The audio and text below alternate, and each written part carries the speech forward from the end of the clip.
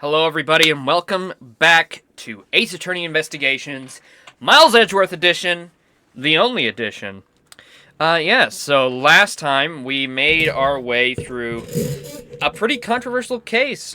We've been told by Big Boss that this is actually a case that a lot of people don't really like, and I had a lot of problems with the logic at the end, especially with the whole costume shtick. But, you know, maybe this guy's just an idiot. I mean, look at him. Look at his dumb little face. He is an idiot. So, you know what? It's fine. Honestly, this whole thing hasn't really been that bad. I don't really mind the new guy. He's kind of just a basic Ace Attorney villain who just is really loudmouthed. But, I don't know. We'll see how it goes. We're definitely going to beat this today. I don't think we have that much longer in this chapter left. And then we'll start the next chapter, and we'll see how far we get along before we call it for today. But yes, it's going to be fun. It's going to be a great time. I feel like there was something else I was supposed to mention. No, I'll say that. I'll leave that till end of stream. We don't need to talk about that. All right, let's go. In. Hello, Laser. In we go. If I can't get permission to investigate the crime scene, then the truth will be lost. Hold it! Okay, it has been, like, 3 to 4 days, so, if the voices sound different, I apologize. Edgeworth and Gumshoe will stay the same, but all these new cast members that'll disappear in like, one chapter, I can't promise anything. Hold it! Hold it! Hold it! Okay, that's my line. Mr. Edgeworth, what are you doing spacing out? Have you forgotten? There's only one thing you should do at a time like this. And what's that? You say hold it and you stick out your finger, right? When the people are in a bind, the hero of justice appears to save the day. That would be Phoenix Wright. I'm just a prosecutor. I don't really give a shit, to be honest. Look, you just leave it to me. For I am Kay Faraday, the second of the great Yatagarasu. I thought you were a thief, not a hero. Yatagarasu is a noble, and is always a thief of justice. That's... of course! If we have enough information, I can recreate the inside of the haunted house with this. Plus, if we then factor in everyone's testimony... You can recreate exactly what happened when I dropped off the ransom money. Maybe able to figure out some type of new information through this. It's worth a try. Agent Lang. Hey, so you want to use your little toy? Be my guest! I don't know if that's how he sounded. Something like that. Okay, hang on. You're all about to witness the true power of the real modern-day Robin Hood. Detective Gumshoe. Is there a copy of the haunted house's blueprints among the police reference documents? Yes, sure. We got it just in case we needed it for the kidnapping case. Alright, I'll input the haunted house data and then... Oh! What's this? Where are we? It's like we're inside the haunted house. Even if we can't inspect the real location itself. The path to the truth's numbers here. Oh wait, I think I got the... Lance is the boy. Ernest is the old man. Why did I do Ernest? Ernest is such an old man name, and I gave... Reverse that. I just realized this girl has a bandage on her arm. Didn't notice that before. Probably not important. I don't know why I was looking at her elbow but if I can successfully navigate my way using logic, I'll ultimately arrive at the truth. Now then, I believe I'm ready to investigate the crime scene. It's a little bit of drizzle outside. Okay, what should I recreate first? You haven't figured it out yet? Maybe I have, maybe I haven't, but I'm gonna make you do all the hard work. I was not, okay? I was not! I was talking about old men! Don't go anywhere with that. Very well. I'd like to inspect the moment in which I was ambushed by my abductor. 2 of them were definitely in this place at that time. I can verify that. It may provide with a new lead. I'd just come out into the hallway after leaving the money inside the dining room. At that time, I saw a badger slumped over on the floor at the end of the hall. Huh? Oh, what was the badger doing all the way down there? I also thought it was strange. However, I thought that maybe it was simply a mannequin that was set there for the atmosphere. Do you know which badger it was? No, it was too dark to tell. All I saw was its silhouette. In that case, I guess I'll just program a badger silhouette for now. Beep boop beep boop beep boop beep. I definitely just did something and it just press a bunch of buttons. Oh shit, it worked! How lucky!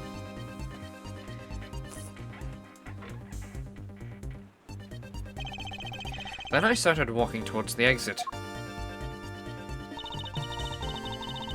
And that's when you were struck from behind, right? Yes. But that's odd. The hallway's a dead end. Where'd your assailant even come from? Well, there's only one location I can think of. I believe my assailant was lying right here. Oh my god, look at my... Well, it's definitely... It was real. That doll I saw wasn't really a doll. It was, in fact, a costumed kidnapper. Oh, so he used the costume as the perfect camouflage to blend in with the rest of the house! Precisely.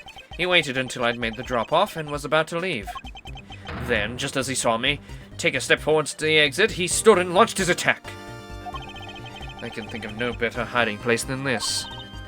They not bad! I'm beginning to think I should steal this tactic for myself. Just don't use it to do anything criminal, okay? Don't do it. Don't use it to do anything criminal, okay? Don't look at the big, funny pole. Well, lads. What are you asking me for? As one of the kidnappers, I figured I should give you the chance to confess first. I was one of the kidnappers, but I don't know anything. I did come up to the haunted house, but I never set foot inside. I left Oliver in charge of picking up the ransom money. Didn't step foot inside. Is he telling the truth, or is this another lie? Alright then, so you're claiming that it was Mr. Deacon who assaulted me? Yes, I'm sure it was him. Okay, inputting new info now. Mr. Deacon was the bad badger, right? So we gotta prove that this little guy was the proto-badger, because we already know. Since the bad badger has a gun attached to his right hand, I have to change it to the weapons in his left hand.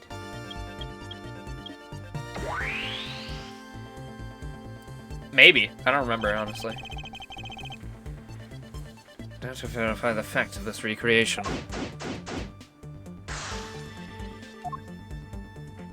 I don't like how his money's coming out of his crotch patch. I don't have any puzzle pieces. I'm gonna have to get some. It's a replica of myself. You are totally oblivious to what was behind you, huh? Yes, I suppose I am also to blame for what happened to me. It was incredibly dark, which was all the more reason I should have been more alert. I vow to never be caught by surprise again. We'll see. We'll see about that, buddy. Didn't recreate the weapon. Well, I can't exactly recreate something I know nothing about. So tell me, what were you hit with? The attack came from behind, so I have no idea. But I doubt it was someone with bare hands. Okay, then where were you hit? I was hit on the right side of my head, just above my temple. There was a bit of blood, but it wasn't anything serious. Ugh, sounds painful and gross. Ugh, did you have to mention blood?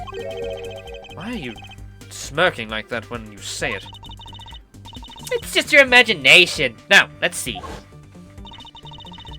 Wonder if there's anything in the hallway that could have been used as a weapon? The sword!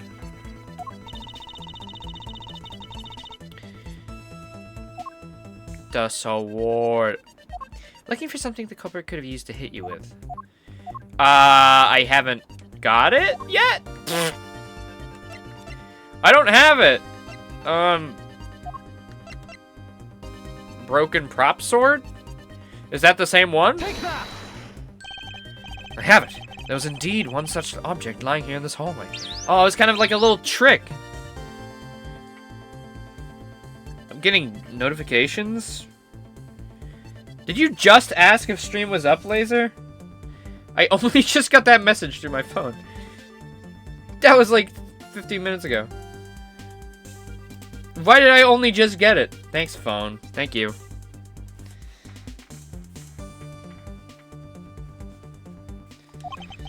A prop sword. Are you talking about this thing here? Yes, although we did find it at the kidnapper's hideout. Wait, yes, it's possible that the culprit took it with him after using it on me. To leave no evidence behind, right? Correct. It may be worth a more thorough examination yet. It just came through my phone, yeah, that was that noise. That's my notification sound. Test with luminol. Well, there was a bit of blood, right? And he was in a costume, so, you know, can't dust for prints. The culprit was wearing a costume at the time, so a fingerprint analysis is useless. Let's run a luminol test. It's possible that some of my blood found its way onto this. Agent Lang, may I ask for cooperation in this matter? Like I have a choice. Sheena, call the lab boys. Understood. Except for a dab on the left side, it would appear the blade is spotless. So it must have been the left side of the prop sword that you got hit with, right?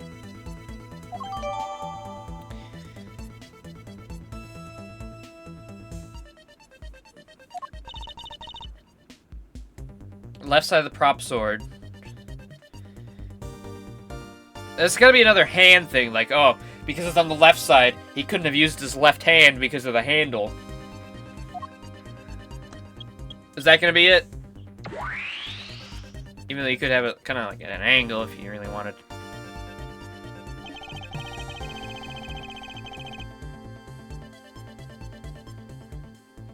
Yeah, because wouldn't that be weird?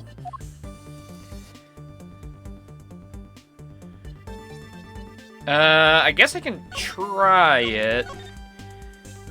Wait, let me think through this. I kind of need a 3D model sword. Okay, so if he's holding it with his left hand, but it's on the left side of the sword, and he hits the right side of his head, it should be on the right side of the blade. I'm just gonna roll with it and see if that's right. With how this case's logic's going, sure. Like, you could probably skirt around it in any which way, but we'll see.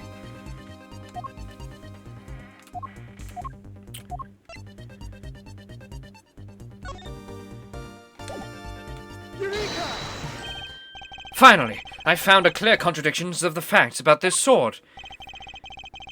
Except for a bit on the left side, the prop sword is absolutely spotless. However, if the culprit had used his left hand, the blood would be on the opposite side. I'm a fucking genius! Even though you could have, like, I don't know, twisted the sword. It doesn't matter, it's correct!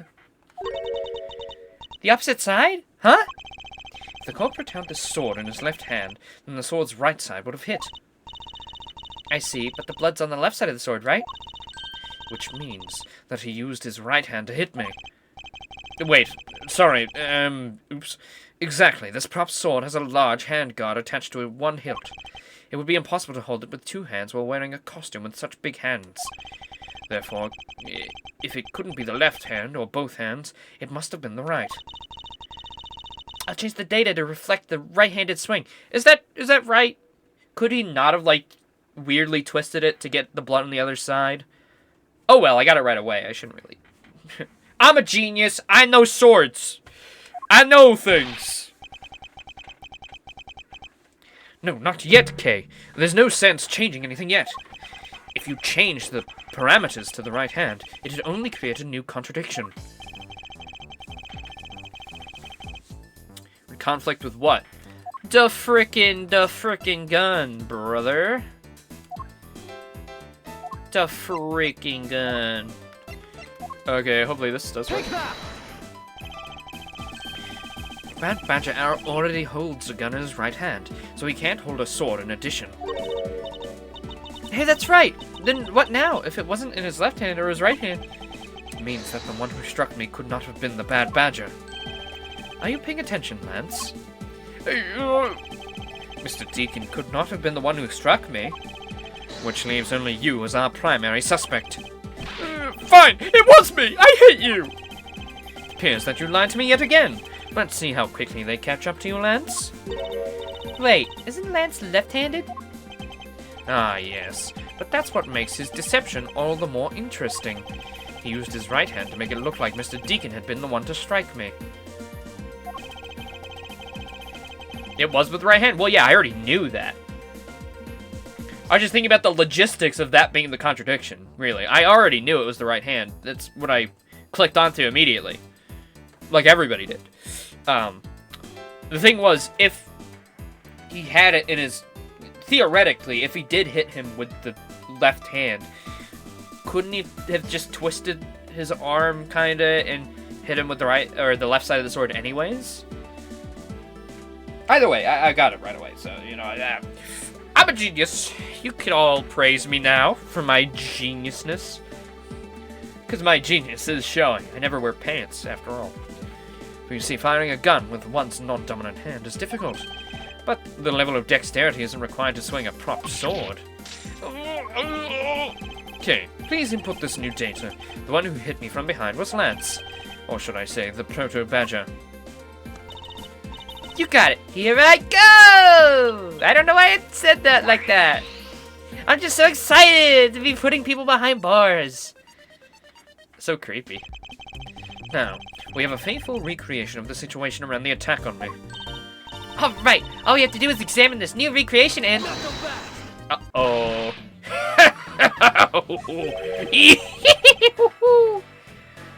What exactly is so funny, Agent Lang? What an amusing little gadget! Can I just turn him into Wario now? The music kind of sounds like WarioWare music. It's your about to bunt, right, Sheena? Yes, it was all I could hold on, it was all I could do to hold my laughter in. Hey, don't make fun of the little thief! You mean old werewolf! He and Mr. Edgeworth bring out the best in each other! You've had your little fun, but now it's my turn. I've sat quietly by listening, but the crude conclusions you two keep spewing don't whet this wolf's appetite. There's no guarantee that the toy will always show the real situation at any given time. All it displays is whatever information you put in there, right? Well, when you put it that way... Your suppositions are wrong. It's not your fault, so I'm going to let you in on this. There's a trick to this haunted house. Please stop. But why? I'm gonna find a character to do the Wario voice, and I am not gonna stop when I give it to him. I'll revert. But I will find a character to make Wario. What may that be exactly? A trick beyond your little tiny imaginations can produce. Sheena! Here you are. Now then, what you miss, girlie? It's written right here in this little pamphlet here. The 7 Wonders of the Haunted House. The Disappearing Badger? What is this? I'd say that someone around here is fond of theatrics. So as you can see, they set a doll down at the end of this hallway on purpose. Basically, the blue badger you saw was just a stupid doll. How can this be?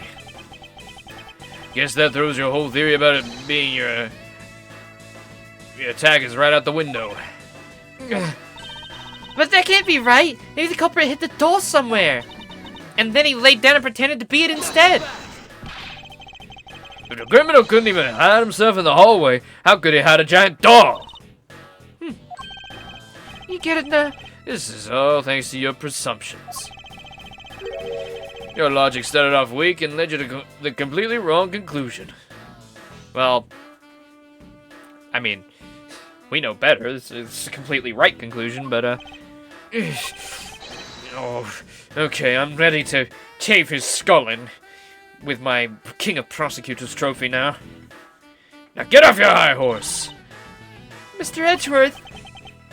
Okay, I wonder if you could please input the new information for me. You don't know when to quit, do you? I can't quit. Not until I declare that I've found the truth. Agent Lang, for the additional information you have, my thanks. Is Edgeworth just so, like, determined for the truth because of how we kind of had things with Phoenix Wright at the end of the second game? Not so much the third one. That was kind of a different conclusion.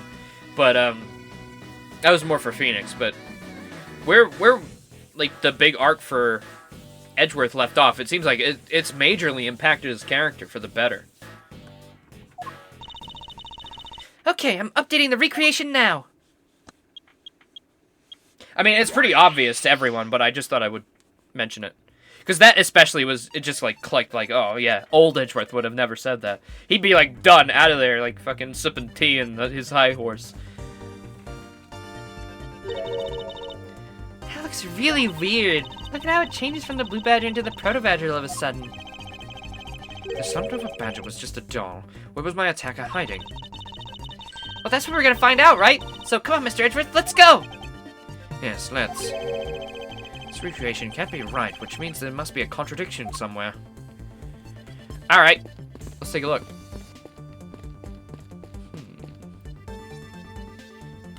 Let's look at where he's slumped. Oops. He slumped to the left of the window. I guess, perspective-wise, that must kind of be the... Yeah, okay. It's the same spot.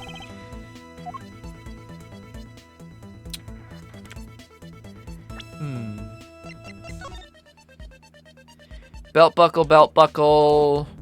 3 spines. Everything looks normal about the costume. There wasn't an extra doll there? I know, 100%. I do know already. He obviously moved it. Kay came to the correct conclusion. He moved the doll and pretended to be it. That was completely right. Though, no, actually, to be fair, he was on the left side of the wall, I think. Wasn't he? He was on the left side? I don't think he was, like, by the window. He was leaning against the left wall. This blue badger is just a doll for use in the haunted house. I bet the one that who killed this blue badger was the bad badger, right? According to the Blue Badger Bible, it says that they are each other's worst enemy. All because one's an ally of justice and the other's a vile criminal with a gun? Perhaps they were just destined to battle each other. Much like the steel samurai and the evil magistrate.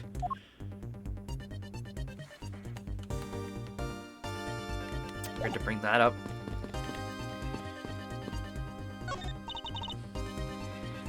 This is where the proto-badger shows up in our recreation.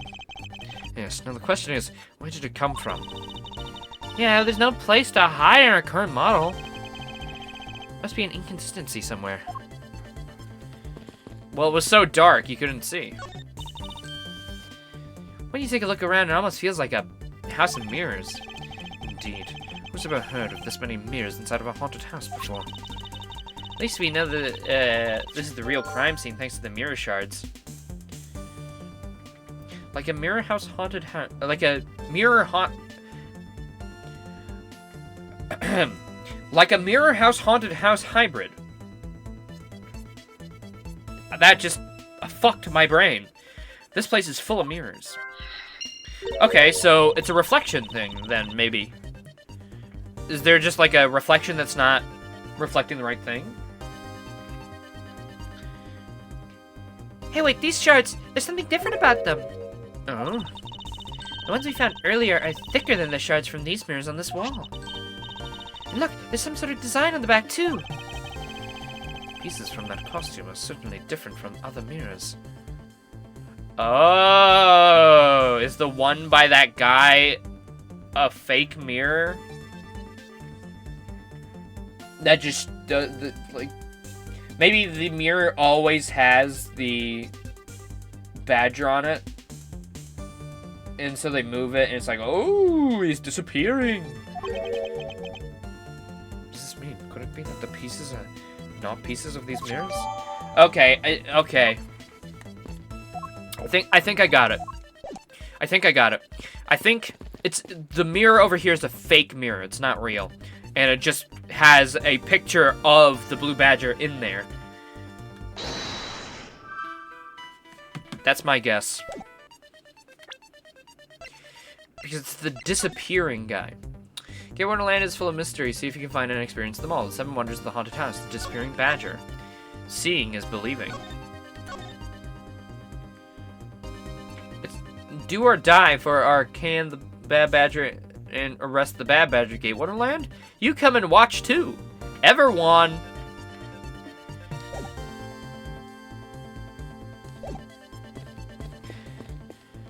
Well, I've kind of got it already, I think. I just need to inspect more things. Piece of a set of armor in a pile here. Why do you think they almost always have sets of armor inside haunted houses?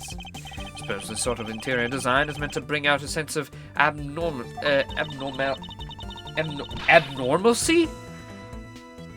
You could have just said abnormality, Edgeworth. I don't know why we had to create a whole new word. Why do all your explanations have to be so hard to understand, Mr. Edgeworth? I'll try explaining it again, but this time so that even a thief like me can get it. That may prove to be a most difficult task. Armor not supposed to be in house. Does that clear it up for you?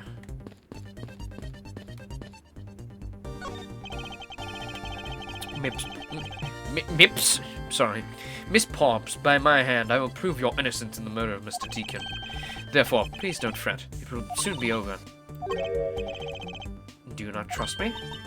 That is...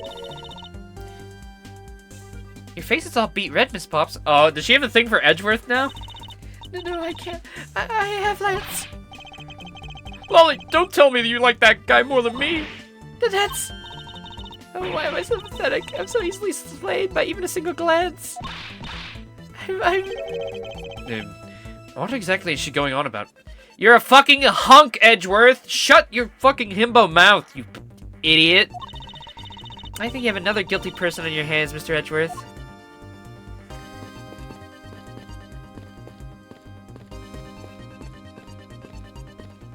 Expected that. Oh, didn't expect him again. It's the proto badger who struck me. Suppose I should really say that it is Lance. Oh, are you gonna get him back? I need not resort to violence when the lawsuit I plan to bring to court will suffice. Really? Because I would totally have decked him right back. If someone steals from me, I steal something from them. If I get hit, I hit them back. If I get paid, I return the money. That's the secret of how a great thief works. Well, I was with you until you said that. Third statement doesn't seem to be much of a benefit to her survival.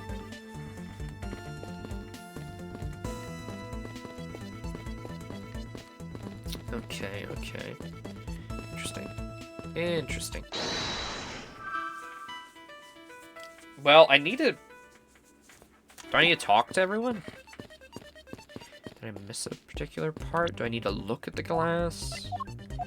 Oh yeah, can I inspect it? No. Different from the mirrors on the walls, very thick and has a design on the back. Okay, interesting. I could maybe talk to...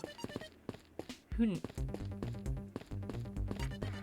there's a glass on the floor here. No. No.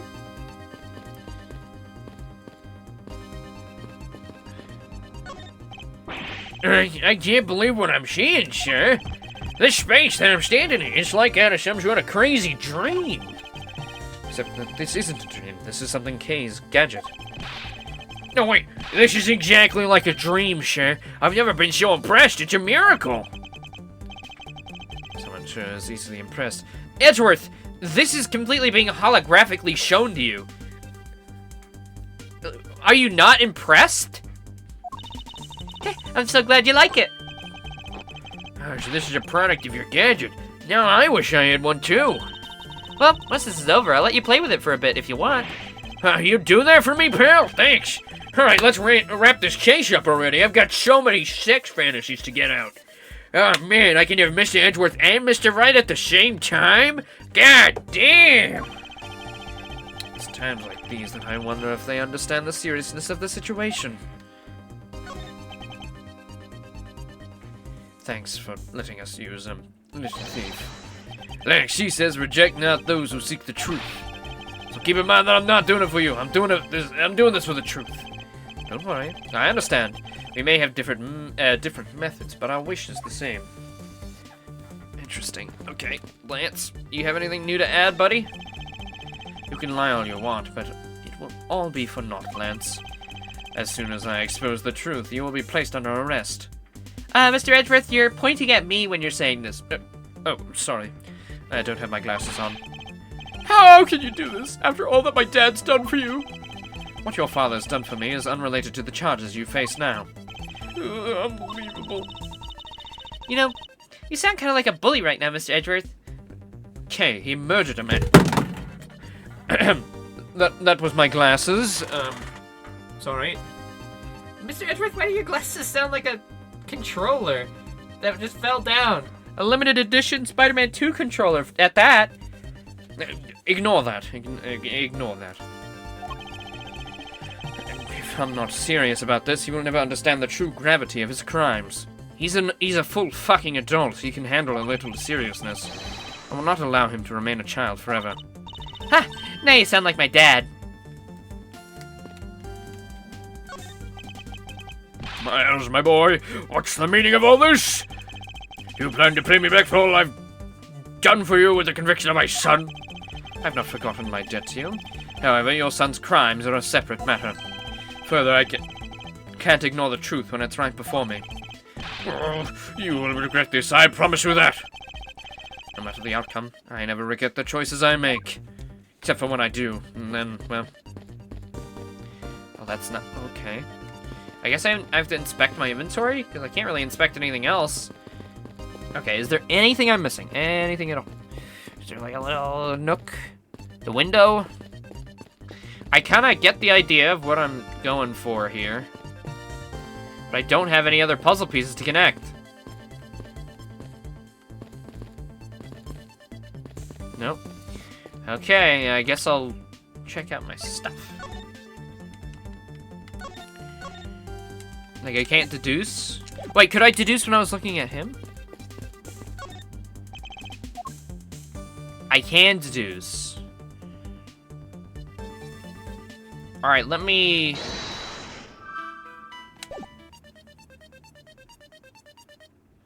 maybe just, like, deduce with him and the disappearing badger? He is disappearing, after all. Eureka! This is in complete contradiction of this piece of evidence. Well, maybe it's not a complete contradiction. Hold it, Mr. Edgeworth! Which is it? Is it a contradiction or not? Sorry, I don't quite know. Ah, fuck.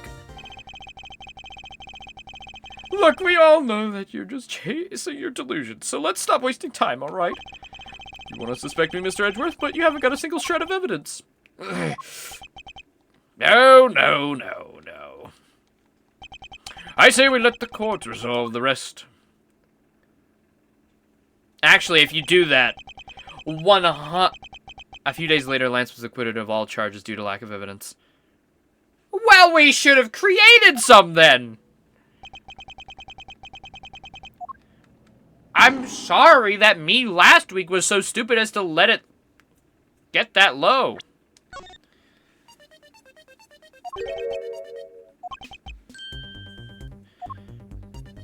Trick of the eye. Okay, I've already inspected everything. Badger. Mirror shards. It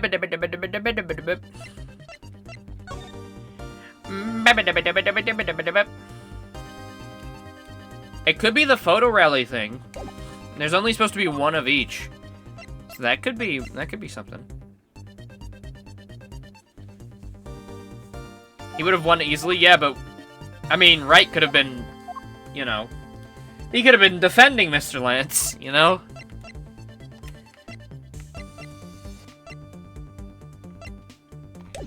Okay, let's save here, so I have all my my little prosecutor points. And let's do something, shall we?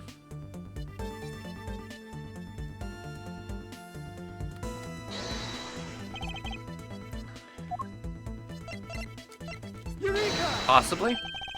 Hold on a second here. There's something wrong with this blue badger. Am I right? Because there shouldn't be another blue badger around? And there's only a few costumes as well. All the blue badger costumes were being used. That's right. The way the belt is on him is the opposite of it.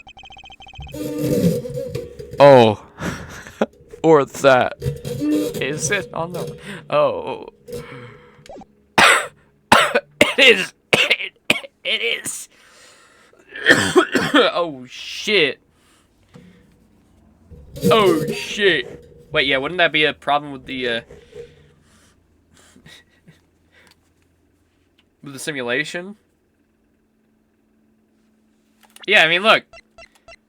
They're both facing forward right now. That's on the right shoulder, and that's on his left. Or, sorry, that's on our left. His right. And then it's on his left. I thought maybe it was because they only had a few costumes. That was my guess. Is that they only have 2 costumes of each, and 2 were being used. Right?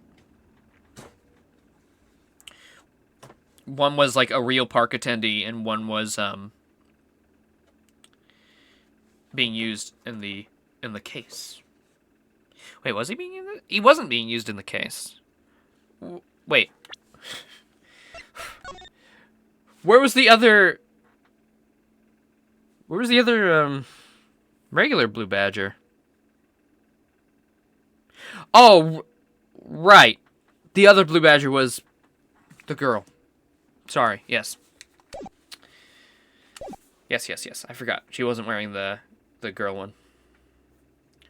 I guess to throw off a scent or something? I don't know. Or for a purpose. I forget, really. The way the belt is on him is opposite of how it should be. Did you make a mistake? That can't be. I inputted the image data exactly as it was on the pamphlet. Which means he's mirrored. Which means I was right. He's not really in there. In there? He's in the mirror. He's not actually there. That's just a mirror. That's a fake mirror. That's a trick mirror right there. And that's why they destroyed the mirror, to get rid of that evidence. Oh my god, oh my god. Oh my god. No way, no way.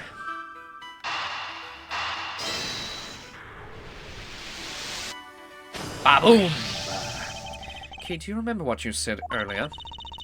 What I said earlier about what? About how this building might as well have been a house of mirrors. A house of mirrors?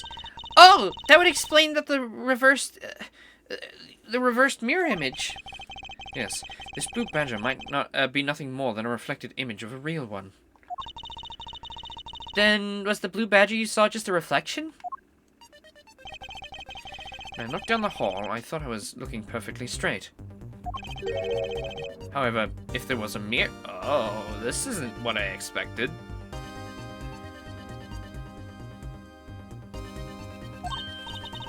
Oh, then it would actually form an L shape, right?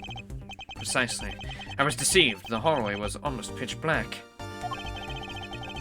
There was a beam of in the way that obstructed my view of the other hallway. Wait, but why build this place like that? Sounds pretty pointless to me. Okay, this house is just another attraction at an amusement park. It's not an actual house. I created a mirror wall for a specific purpose. One I can point out to you. This was the reason they built a mirror wall. Because it's fake! It's a fake mirror! Take that! I don't get it. I don't think Edgeworth got it either. What's the connection between that and the mirror wall? It's up to you to deduce if there's a connection or not. Wait, that's your job! I should have figured out I couldn't get away with that one. You figure it out. I'm too busy pondering my bulbous balls.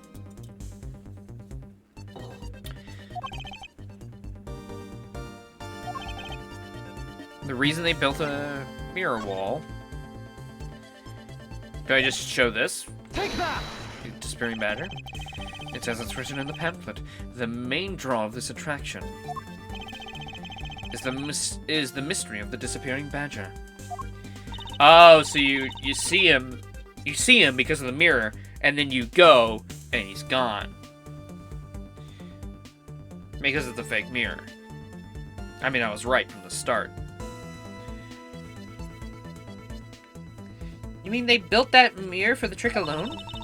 But you said you saw the badger, so it was definitely still there. That was true at the time, however. Doing this allows someone to make the blue badger disappear in a flash.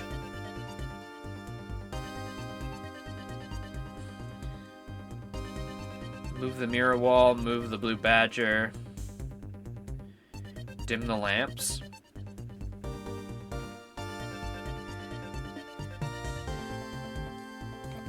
Oh, what? This isn't where I thought he was gonna go. There's clearly a fake mirror. Where are you going with this? But yeah, if you move the wall, remove it from a reflected image, simply move the mirror. First, the mirror was constructed so that it would be moved.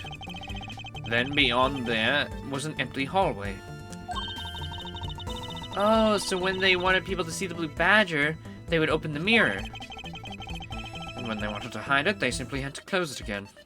That is not where I expected this to go. So is there a fake mirror or not? This explains the other side of these fragments. Oh, that's the wall! Oh. I think mine was more magical than the one they had. Theirs required a lot more ingenuity. Mine was just like, yeah, there's just a fake... There's a fake reflected image of a badger. He's not really there. Oh! I mean, it kind of gives the same effect, really. Especially if the mirror, like, worked. But, I mean, that would be kind of impossible, but still. And what if the pattern's the same as the other walls in this hallway? Then when the mirror is closed, it would blend in with the rest of the walls. So the mirror trick that this haunted house employs, and this also proves the existence of a hiding place for the culprit. Huh? How so? Think about it, Kay. There was a place that was outside of my field of vision. Well, yeah, the wall was closed, so they hid here. Take that! There was a very large blind spot, one I could not see beyond, and it was there. My assailant hid on the other side of the movable mirror. Then you wouldn't have been able to see him! He didn't even need to do anything about the blue badger doll. Exactly, all he had to do was wait for me on the other side of the mirror. Wait, hold on. I just thought of something. Yes? Well, shouldn't the mirror wall be broken right now, in reality?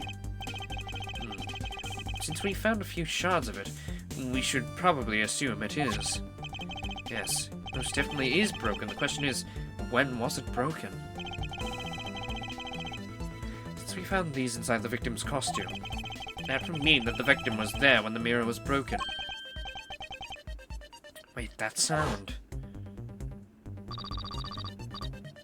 Leave the money and go now. Oh! The sound I heard was most definitely the sound of a mirror breaking. Okay, I'd like you to input some new information. Ah! Don't scare me like that! Sorry, but I need you to recreate something for me. Sure, whatever you need. What do you want? Sex pests? You want your nerdy shit? You want Princess Peach in here? You want, like, a Princess Zelda or something? No, just the Phoenix Wright. I mean, no. If you could please recreate this hallway just before I entered the dining room. You got it.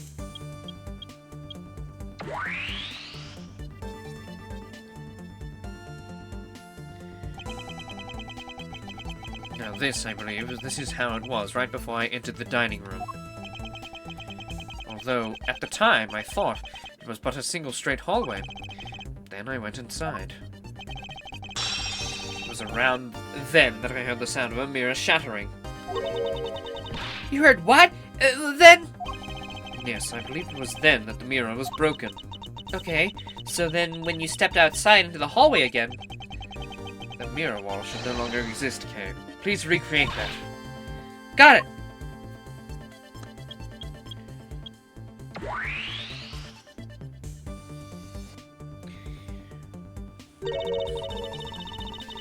Wait, but with the mirror gone, the culprit lost his hiding spot.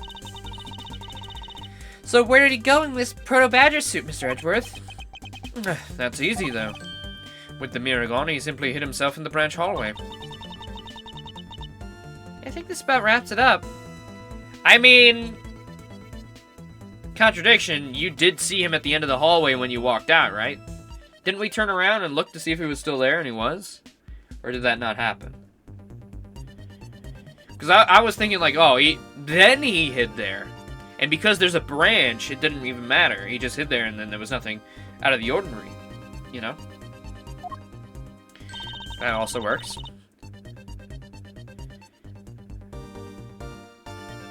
Looks like we finally solved everything! No, not yet. An even larger contradiction has now reared its head. What? What? Perhaps you did not notice, but this recreation contains a very troubling inconsistency. The inconsistency between what I saw in the recreation lies... Down here. Take that! Okay, take a good look at the end of the hall. Because there's no badger there? I mean, yeah, so... Alright, here's what I'm gonna say. It seems pretty obvious to me now. So they were both there. They maybe got into a fight or something after Edgeworth went into the dining room. There was a struggle. He killed Mr. Deacon right there, hid him in the little offshoot room next to the Blue Badger doll, and then hid himself in the dark corner where the Blue Badger is in the fake corner to act like nothing was afoot. Knocked Edgeworth out and then gabagoo, you know? Gabagoo.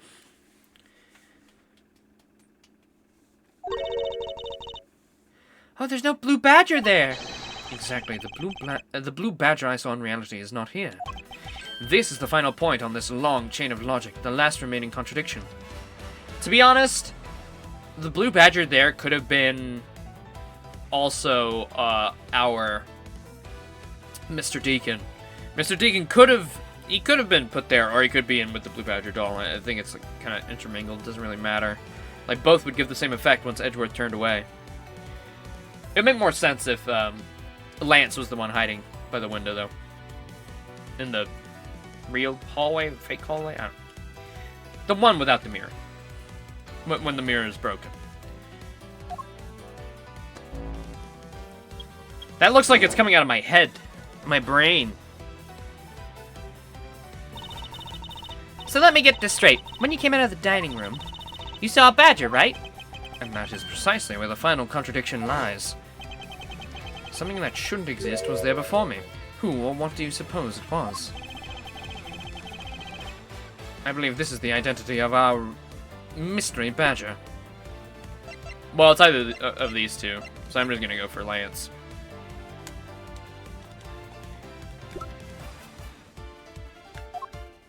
Or not.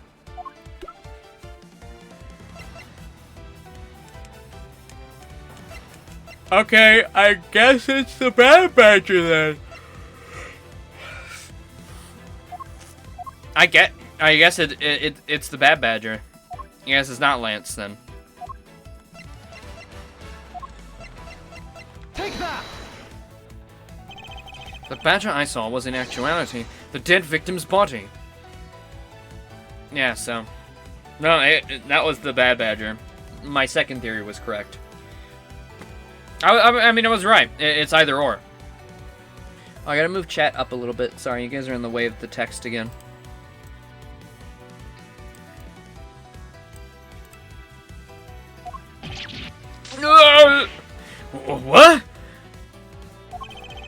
Agent Lang, the entirety of my complete logic is my final piece of decisive evidence. The murder happened in the hallway of the haunted house at the same time as the drop-off. And if you consider the moment I heard the mirror breaking to be the real time of death for Mr. Deacon, no. Maybe it was due to their fighting, or perhaps it was the life-shattering bullet. But no matter what the cause was, the hallway mirror was broken. You were in the house at the time, right? Are you telling me that you missed the sound of a gunshot? That's true. Objection! There were a variety of sound effects playing at the time. All for theatrics, I assume. The gunshot must have blended right in. Ugh! Now then, I'd like you to recall something for me. Who was it that the victim... Sorry. Who was it that was with the victim at the haunted house? Who was the one that had the opportunity to rob the victim of his gun and use it on him? It was you, Lance Amano. Got him!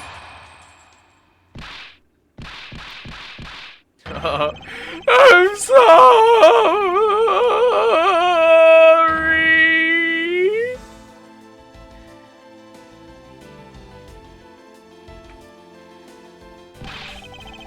It's not like I had a choice. Oliver turned on me all of a sudden. He snapped and turned violent right after I hung up with you.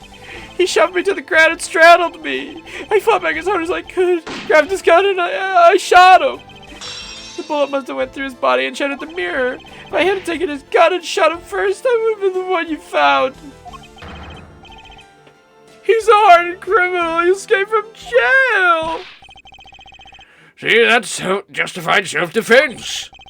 My boy was only trying to protect himself.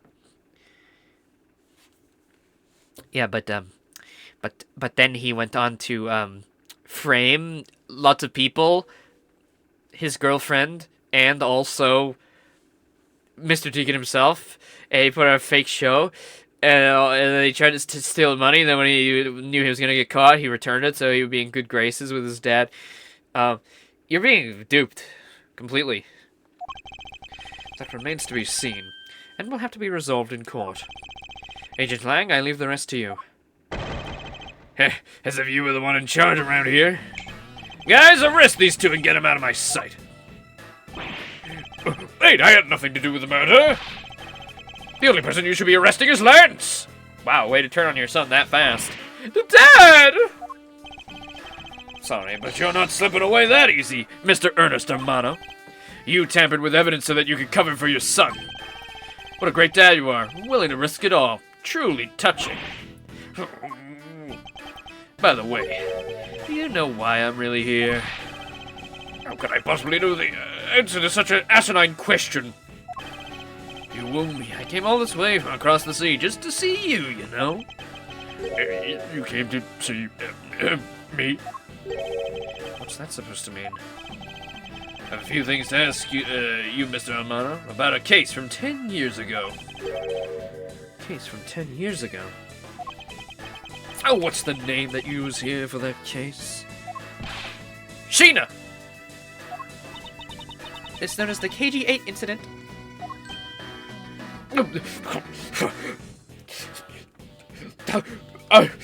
He starts dapping his sweat with, like, his money. I don't know what you're talking about. KG-8 incident? Oh, so you remember it? Good, then you'll recall that the trigger in that case was the Amano Group scandal. Specifically, the charge of an internal smuggling ring. Smuggling? There's that word again. At the time, the person that was arrested as the ringleader was Mr. Amano's very own secretary, Mr. Colin Deveray. Father!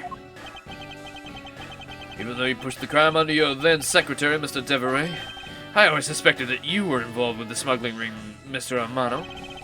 Mr. Deveray was arrested in place of you. Which is why, when he broke out, you hid him from the police, right? You hid him in exchange for his silence on your little dirty secret. No. Please calm down. None of that happened. That's all fake news. Fake news. I honestly have no idea what you're talking about. I'm completely blanking over here. KG8? More like, fake. Not real. Must have been a joke article. Pretend to be ignorant all you want. We're taking you down to the precinct anyway for a nice long chat. May I use the restroom? I'm feeling money diarrhea coming on. Rich people get different kind of diarrhea, by the way. Who the hell was that?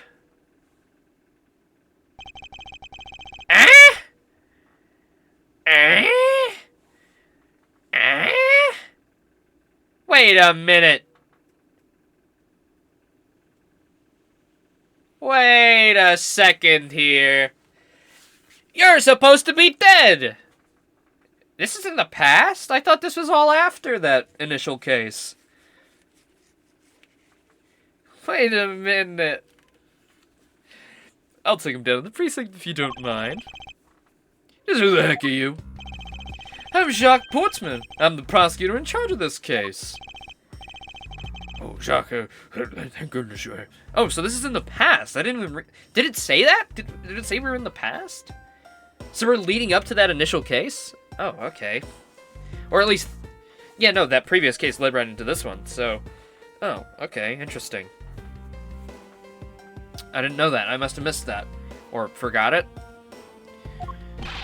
Don't drink me around. This is an Interpol case, so keep your paws off my suspect. Sorry, but I can't comply. I've got the backing of the prosecutor's office. See, in this country, we prosecutors work with the police to bring cases to court. So if you could please cooperate with me here, that'd be great. Now, how about a handshake to seal the deal? I swear I don't have an electric buzzer in my hand. It didn't... Malfunction. My hand is shivering for a different reason. Shake my hand, it really hurts. Sorry, but I hate prosecutors, the whole lot of you.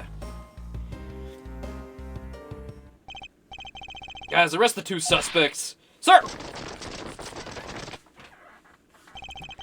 Oh, I almost forgot. Prosecutor Miles Edgeworth, is it? Yes, we've been interacting for the last, 10 hours trying to solve a case. Don't play coy with me. I'd like to thank you. Thank me? Yeah, for working so hard to fulfill my goal. You're not getting paid for this, by the way. You're off the clock. I am, though. Hey, is that any way to thank someone? What the hell is that supposed to mean? You were so relentless with Lance that you forced Ernest to tamper with the evidence. Thanks to that, I finally had a legitimate reason to arrest him. So how does it feel to bite the hand that feeds you? The hand that feeds me? I'm not sure I follow. It's no use pretending with me. You're the one, right? You're the corrupt prosecutor that's working for Mr. Armano in the smuggling ring, right? No, I would never do such a thing. Listen, all of that is behind me. I never even... all those updated autopsy reports, that's all in the past. I would never even dream of doing it again. Unless it was to fuck with Phoenix Wright. Well then, updated autopsy report all day, all night, but nothing to tamper with the evidence, just to fuck with him. What the hell? Intel's never wrong. In your prosecutor's office is definitely someone working with the ring. It's that guy. It's the guy that just walked by. Remember, we got him incarcerated. And he swallowed his medal because he killed his partner. So Agent Lang suspected my relation to Mr. Armano. There must be a real reason behind this. This must be the real reason behind his antagonistic attitude. On top of that, your mentor was Manfred von Karma, right?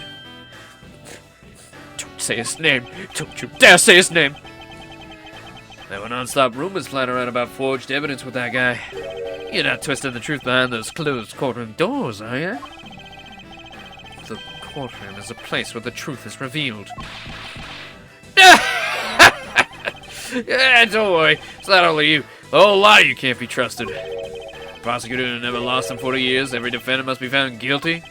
Fueled by that kind of thinking, is it any wonder that the courts produce nothing but falsities and lies? Now that is facts. That is complete facts. Nobody can do that. It's a case-by-case basis. Context matters. 100%, you're right. First true thing you said all game. It would seem that his disdain extends beyond just me. Prosecutors, the court. Why is this man so angry with us all? I don't know, fake... Somebody you knew got a fake, a false, verdict. Rest assured, the next time we meet, I won't be so forgiven. God, your secretary's hot. I'm sorry, she just is. Don't you forget it. Please wait. You're so hot. I'm sorry. I couldn't stop thinking about it. I had to just get it out there, you know.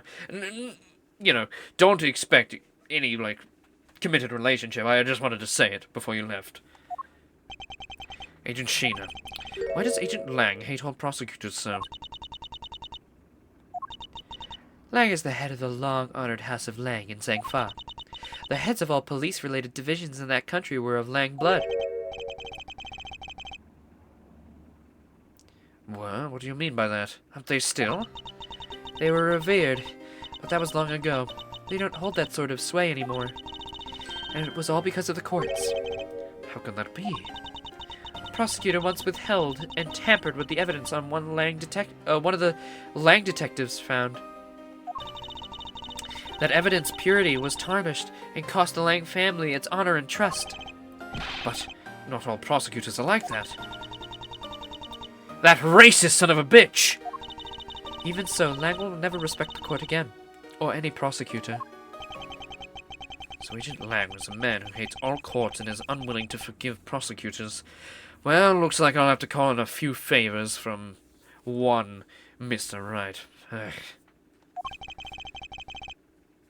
Man, that guy's a piece of fucking work. What a downer. I feel like killing my detective now. Bye, everybody! Come on, Jim. Better catch up. You especially. Yeah. We still gonna deliver that thing to the old man after all.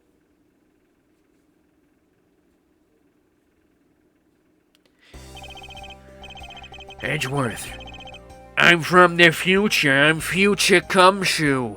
I changed my name in the future because I'm a slut there. But anyways, he's a murderer. Don't let him get away. Gumshoe, what the fuck are you doing? Detective Gumshoe, I believe it's finally time that we wrapped up and headed out ourselves. How's Portman's laser? Did you blank out? Did you like pass out for a second?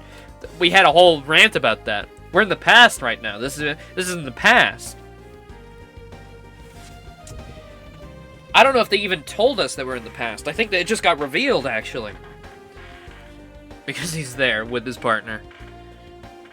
Who is very much alive at this point. Yeah, you going home, Mr. Edgeworth? No, I've done nothing but be entangled in one mess after another since my return. If it's alright with you, can you drop me off at my office? No problem, sure. Excuse me? Mr. Edgeworth, you're so fucking hot! Take me! Yeah, what is it? No, not you. Thank you very much. Oh, it's okay. No need to thank me, pal. Just doing my job as a detective. I guess I was fooled pretty bad by Lance. Oh, cruel fate. What's a woman to do when she's been hurt by the one that she loves? I think I never realized my father was right there. I never said anything to him. I knew it. I'm a failure. Do we have to... Is this like a Ace Attorney thing where we have to give her the right thing? Ah, there she goes again, talking to herself. Miss Pops, I wonder if you know why your father participated in the kidnapping? No, I have no idea.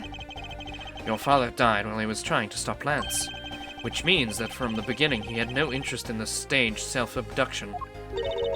Wait, then why did he... I believe it was because of your presence, Miss Pops. Me? Lance realized that the two of you were related. which is why he used you as a hostage to coerce Mr. Deveray into cooperating. Father... As a felon, he could not tell you of his real relation to you. However, as the Amano family butler, at the very least, he was able to watch over you. It was all he could do, but that was the shape of his overflowing love for you. Go on, speak your mind. that is... Thank you very much. You're welcome. Although, there's no need to thank me. No, Lauren, stop! I mean, this man's so much older than you. She's fucking so horny. She's like, God. That's like fucking Phoenix Wright type horniness. 19, and yeah, Edgeworth is like 27, so yeah. That is kind of a big age gap. Hey, just wait one more year and then it won't be that weird. And it is Japan. We've had worse. We've had much worse. You're at least an adult. I will accept it. You're 19 and not... How old was the one in the circus case? She was like 16. The guy trying to get with her was like 40 years old. It's like, what the fuck? This is much more appropriate.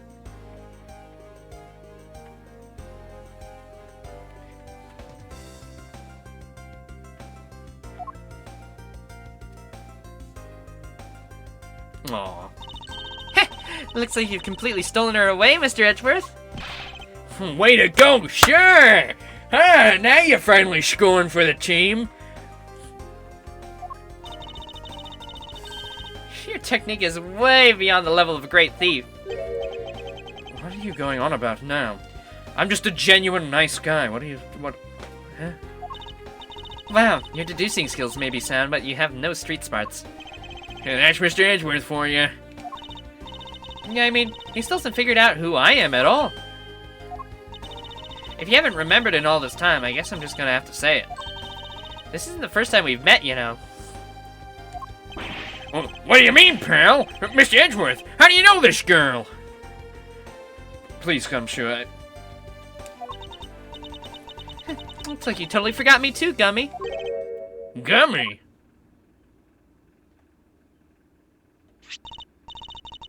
Maybe this will jog your memories. I promised I'd return to you, this to you one day, remember? That single piece of cloth took me back far into my past. To that fateful day 7 years ago when I first met the then-child Kay and Detective Gumshoe. Wait, when we first met Gumshoe? Oh my god, I need to see that. I need to see this. Gumshoe origin story? Yes, please. Someone break a beer bottle over her head. Everybody hates her so much, it's not even that bad. The Kidnap Turnabout. Turnabout Reminiscence. Oh shit, we're gonna get to meet Gumshoe? Turnabout Blaze. A Blaze. Well, that's the key.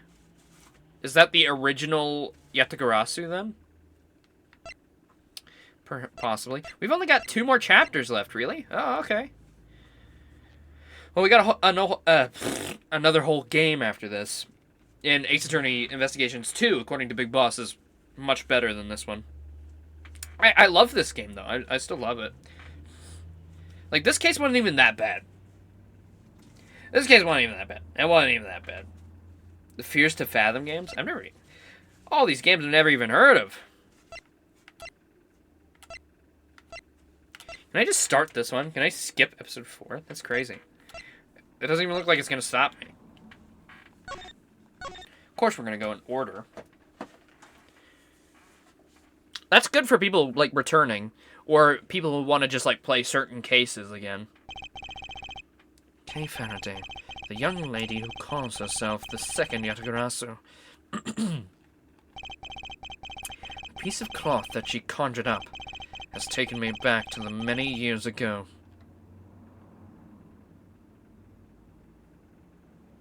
"7 years earlier. Ba ba ba. Edgeworth is 20 years old. The judge! Hey, judgy! Who the fuck are these two? Ooh, that girl prosecutor's cute. Is that Edgeworth? I mean, Edgeworth. I mean, Gumshoe. Oh my lordy. Lordy, take me now. That is definitely not Gumshoe. That face. It kind of looked like Gumshoe.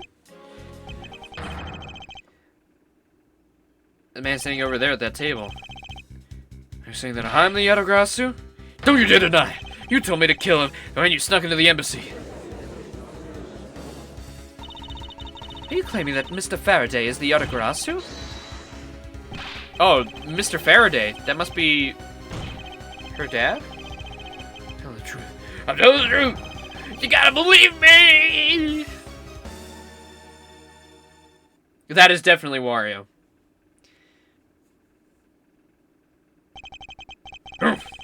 In accordance with the defendant's accusation, Finally, I get to do judge. a new prosecutor shall be called to replace Mr. Faraday. This court will be in recess until the new prosecutor is ready. Bam! Hell yeah, judgy.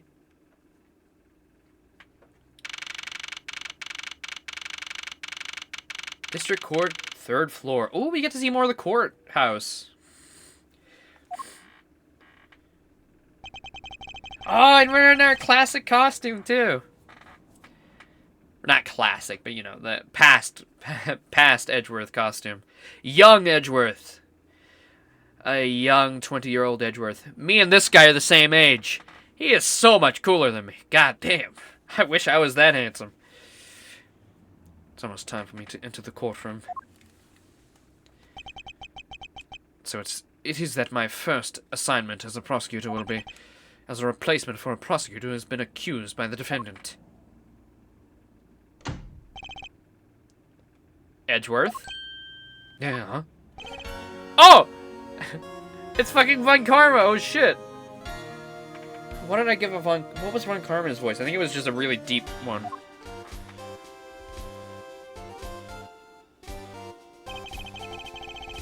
Have you read over all the documents regarding this trial? Yes, sir. I've memorized everything there is to know. Very good. The paperwork for the prosecutor's substitution is just about complete. Edgeworth, always bear in mind that as your mentor, I, Manfred von Karma, will accept nothing short of perfection. Your mother, dearest, has been summoned to jury duty today. You know, I didn't really understand the... I knew what jury duty is for a long, long time. But I didn't know how it worked. Now I do. I still haven't been summoned, but once you turn a certain age, you can just be summoned at any time. You don't have to sign anything. You're just, like, obligated. But, another thing I didn't know, you get paid for your time, which is awesome. Also, you get to see a real-life court case. I don't know, that's really cool to me. Well, now it is after playing Phoenix Wright, you know? I want to hear a lawyer shout objection. I mean, it's not going to be as cool as Phoenix, but, you know, it's something. Looks at nothing short of perfection. I understand, sir. To have the chance to stand in court at such an early stage in my career, I am honored and proud. Well, you should see my daughter. She stood in the ring at 13 years old, so you kind of fucking suck. I don't know how much the pay is, honestly. But at least here, my parents told me that you do get paid for it. I don't know if you get paid in other parts of the world. But you're obligated and you're paid for your time.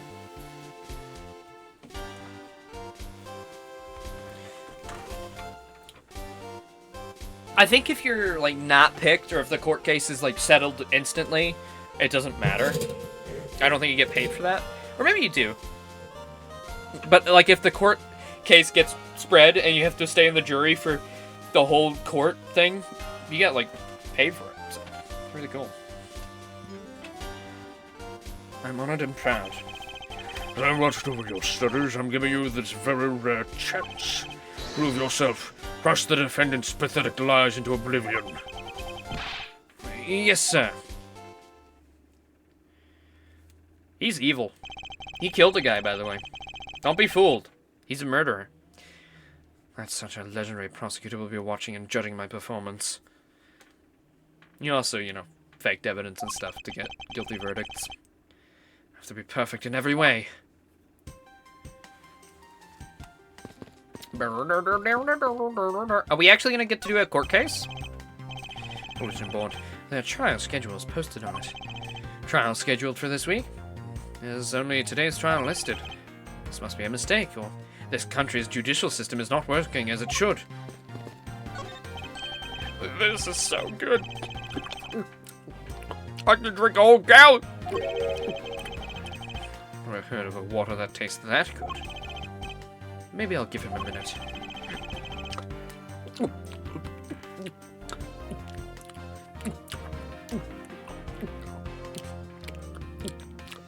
Can you even hear me doing that? Does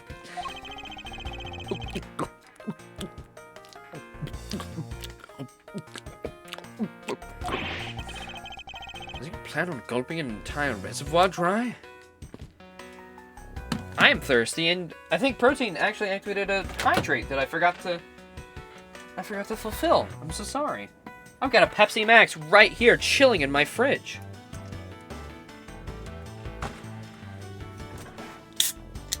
Ah. Thank you, Pepsi.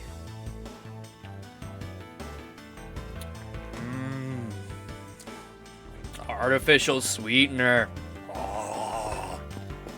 Oh, look at all the judges. They all have big white beards. Hey, that looks like our judge. The one third across. Or maybe the first one's our judge?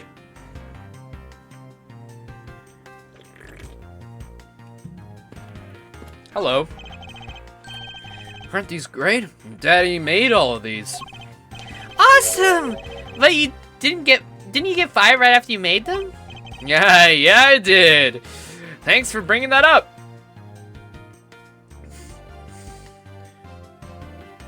Apparently where you live, you get $15 for being summoned and $40 every day the case goes on if you're picked. I mean, that's not a lot, but it's not too bad. At least you're getting something. Let me check. I want to see how much it is here.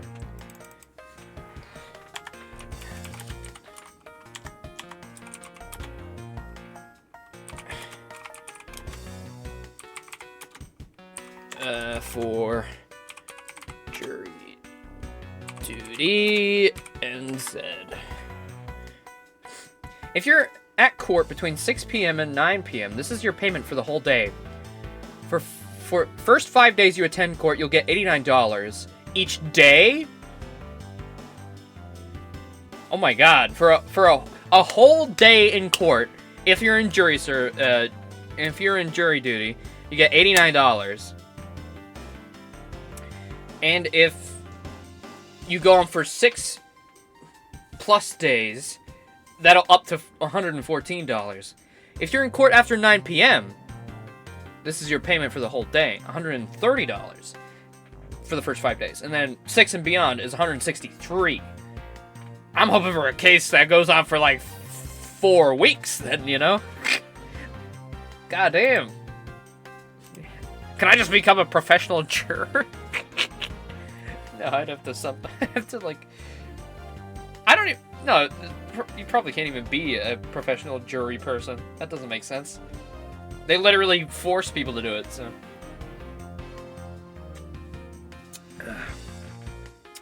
You gotta be impartial, that's the whole point. Jury. Gotta be impartial to the case. Spend the same amount of money on this model as it costs to build the real thing. Oh! My boss was not very happy with me. Hey, Daddy, didn't you say you built the secret mechanism inside of it? I'll tell you about it someday when you're older. I planted a bomb in there. Don't tell anyone about that. You'll fucking scam. Secret mechanism. Maybe installed it as a payback for getting fired? Could be trouble. Now I'm curious. Model of the courthouse. It's pretty well constructed. Hands and a face. Don't tell me this thing transforms. Yet, I wonder, for what other purposes could they have been made? Today's trial should have ended in just 1 minute. Is the defendant was picked up by the security camera, correct? Exactly. The killer had the gall to say that he only killed because he was instructed to do so. Even more outrageous is his claim is that the prosecutor Faraday gave the order. Bah! Faraday is such a fool. He's been cornered by his very own prey. So, are you an acquaintance of Mr. Byrne Faraday? He's a pathetic man who speaks nothing but nonsense. Nonsense. He once tried to explain to me a way of punishing those who cannot be brought to court. Those who cannot be brought to court? That is nonsense for a man. For no man is above the law. Well, there are always a few exceptions. However, there's no reason to even deal with such individuals. The prosecutor is a guardian of the court, one with no obligation to outside matters. Unless there's no reason to deal with such individuals, I see. Edgeworth, disgracing yourself as Faraday has...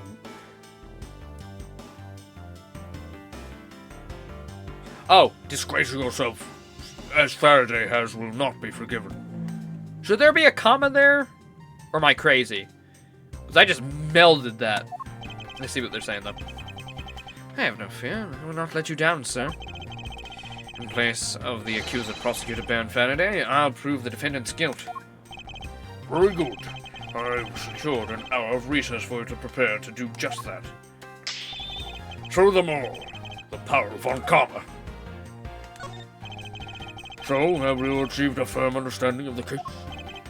Yes, sir. I've memorized everything that is written down on the case files. Well then, explain the case to me. Oh, fuck. I don't have any case files. I've only got my stupid prosecutor's badge. I want to see if you really know what you're talking about.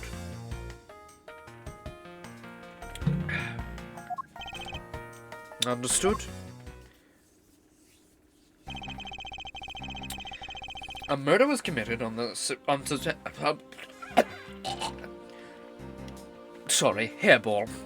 A murder was committed on September 8th in front of the Codopian embassy. The victim, Mr. Died Man... Sorry, it's not funny. Was a staff member at the embassy.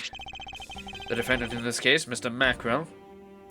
Well, he loved mackerel. Was held for questioning at the night of the incident, as he was deemed suspicious.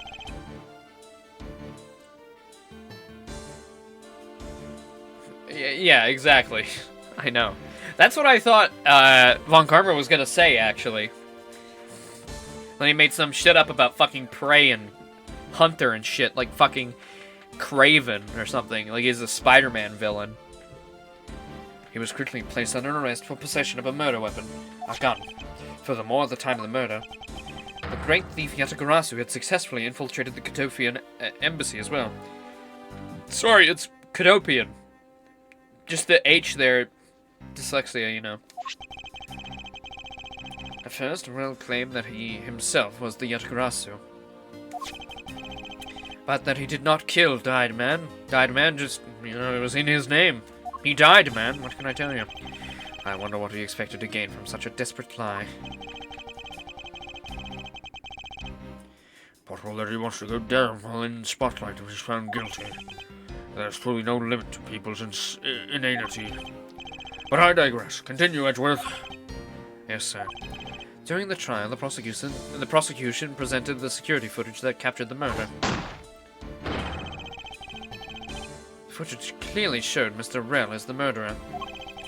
The act of Mr. Rel firing the gun could be clearly seen from the visitors' gallery.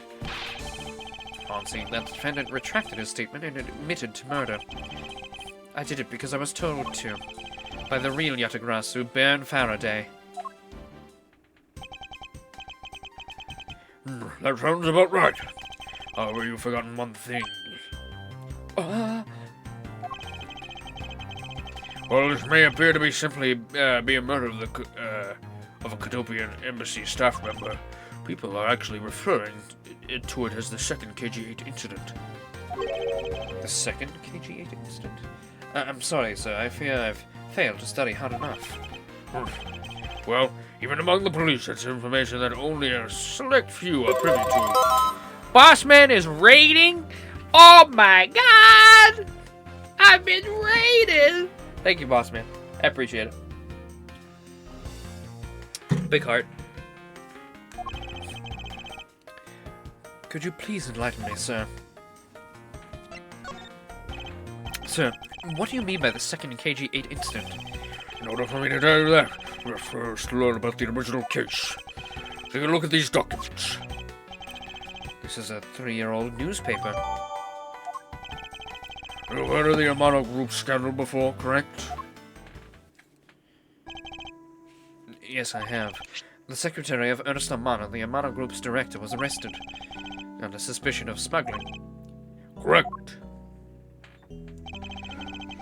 CCU was an employee of the Amano Group, and the sole witness to the smuggling operation. It was she who brought the crime to light. Continuity error?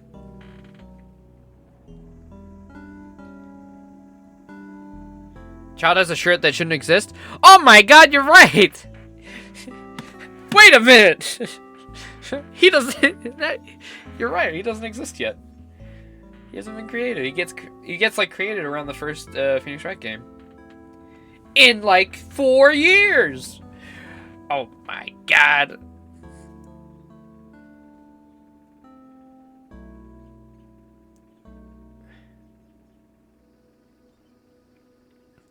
It was a piece of cloth that had to remind him. Well, he didn't recognize her specifically. He didn't know about Yetagarasu. I'm guessing the excuse. Because this is 7 years. So she was, how old? I don't have her. She's like 17, so that's like an entire grow up. Nine Souls keeps getting better and better. Well, that's good to hear. I'm glad you're enjoying it. However, Mrs. Yu was silenced before she could testify in court. Also, I gotta mention it since you're here a little later, Big Boss. Having the girl who was 19 fawn over Edgeworth, and then her question the age gap, even though nobody would really bat too much of an eye. It's only like an 8-year age gap, and she's above 18 by a whole year. But they didn't bring up the same kind of thing for the circus case at all. Really, I don't know.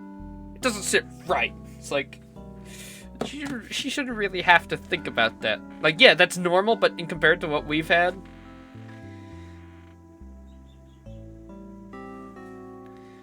Well, so you beat the game today?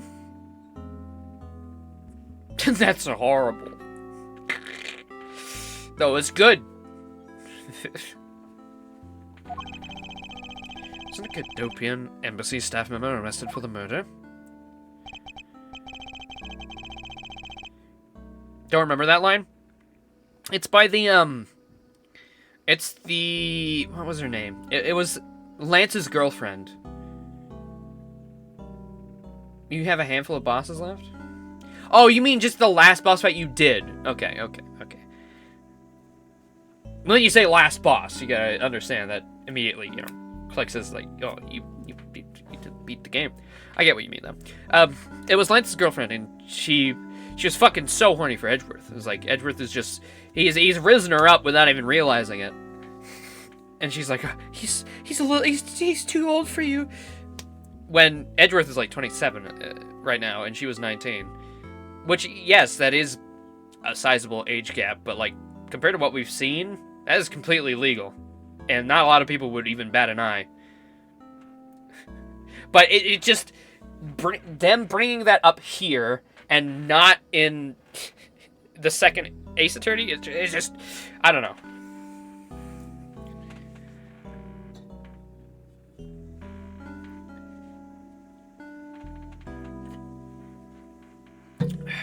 Damn you, Japan! I'm kidding, I love you, Japan. You can just be a little weird sometimes, You can be a little out of pocket. However, due to lack of evidence, the case went unresolved. Yeah, maybe they learned their lesson. Lack of evidence? This game had different writers. Sure, yeah, of course. But still, it still bugs me. It's still the same universe. The French sunburn. Everywhere for its evidence-liness. The French prosecutors. The prosecutors known everywhere for their evidence forgeringness. If only I was in charge of that case, I would have done everything in my power to prove his guilt. Make to show that all criminals are found guilty and my mentor really is dedicated. Faraday was the prosecutor on that case then, and he was as pathetic as ever. Mr. Faraday was in charge of the KG-8 incident as well? Wait. Am I wrong? Didn't we see Edgeworth's first case before? Wasn't his first case with Mia? So, why is this being touted as his first case now? Is that another hole, or... Oh, maybe we don't even get... Maybe we're just, like, not even sent into the courtroom here. Something might happen, I guess? That's right. And now, once again, the victim of the case you are currently assigned to was someone who was scheduled to testify against the smuggling organization. I thought that was his first time in the courtroom. They made a big deal about it, didn't they? It's like this. These up-and-coming little prosecutors coming in. And he's gonna make a big splash with his big old jawline. So we must not even enter the courtroom here. Something must happen. Just like that last time the victim was murdered right before he was about to testify. We'll cut you on. The victim was... Sorry. Just before his day in court. Against the smuggling organization. Events are occurring almost exactly the same way as they did in the KG-8 incident. That's why it's being called the second KG-8 incident? Yes. Yet there's one difference between the two incidents. And what would that be? The so-called noble thief that is sending everyone into the uproar. The great thief Yatagarasu. Yatagarasu. I'd better find out more.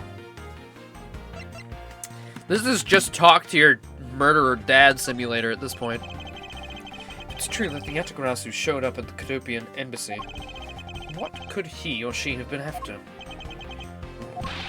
No doubt to steal any suspicious accounting records and release them publicly. Or more likely to steal secrets from the Cadopian embassy itself. Yeah, well, you're really convincing me here. You're really loving it. You said it's a Dark Souls type game? It's a Souls game?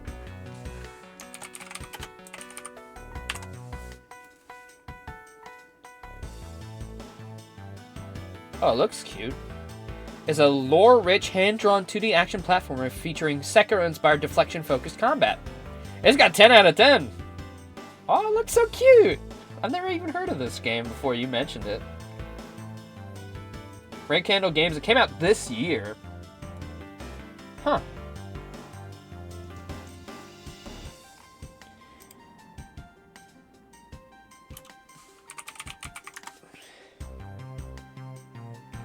It's not going to release on Xbox, apparently.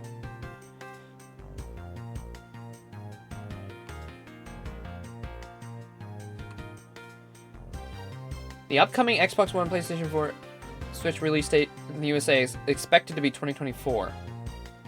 Okay. So, it is happening? Sekiro Hollow Knight. Okay. I'm definitely interested now. I should have checked it out before. I don't know why I didn't. It's because I get, people bring up games all the time for me to play.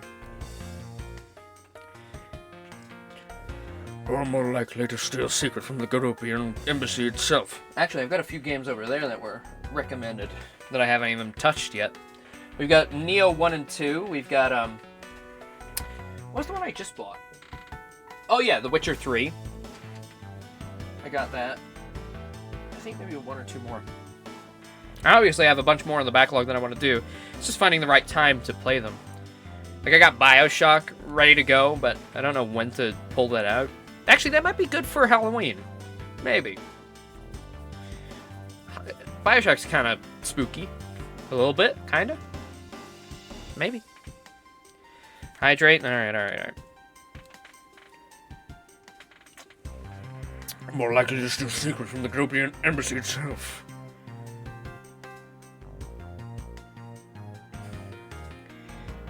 Your 8-year-old Xbox sounds like a PS4.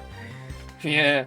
You know, the PS5, I am so surprised with this thing. I love my PS5. Fuck the PS5 Pro, by the way. Just gotta get that out there.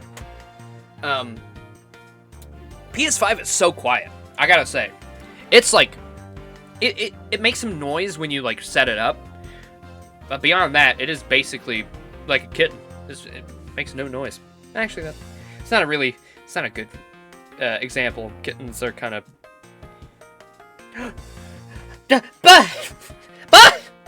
Hold on. Wait. Sorry. I know. I'm kind of just... This is a long tangent, and I'll get back to the game in a second. I just got an email. Ooh. I clap my hands, and I'm just gonna quickly thank you guys so much for all the love and support you've been showing me. I just got my Twitch pay. Hey! Nice! Well, Big Boss, since you're here, thank you so much for the sub as well. And everybody who's subbed. Everybody who subs month to month, I really appreciate it. I got my Twitch pay. That's so nice. It's a lot. It's a good amount. It's nothing crazy. But it is nice to get recognition for any, all the work I put in. What work? Am I right? A cut for all the raids? I mean, none of your raiders stick around. No, I'm kidding. I appreciate it so much. Yeah, I'll give you like 60 cents. Yeah, this is more than that, but... No, I appreciate it, though. A lot. Oh, that's nice. Ooh, okay. Interesting.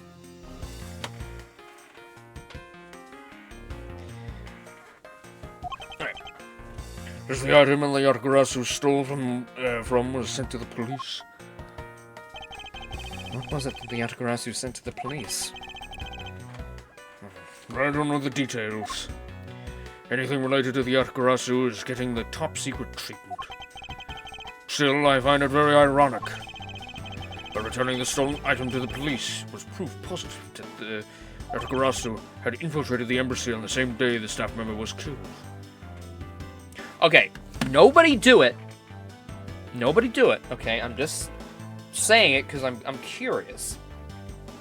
2 years ago, or however long it was ago, we got, was it last year? I don't remember. When we got, Twitch, what is it called? It's not Twitch Partner, it's the one before that. Oh my god, why am I blanking on this? I'm a streamer, for God's sakes.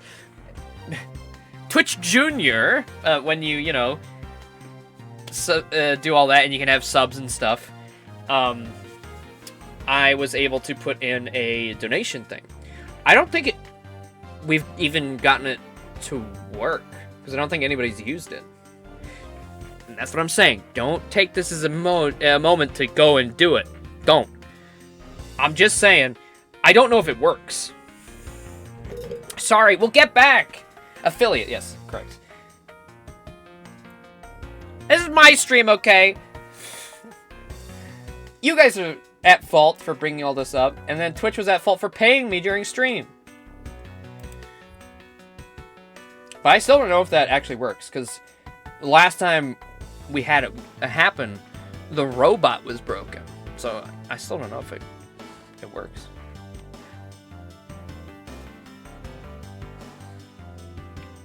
Yeah, okay. Well, I'll get back to it. Fine, I'll stop yapping.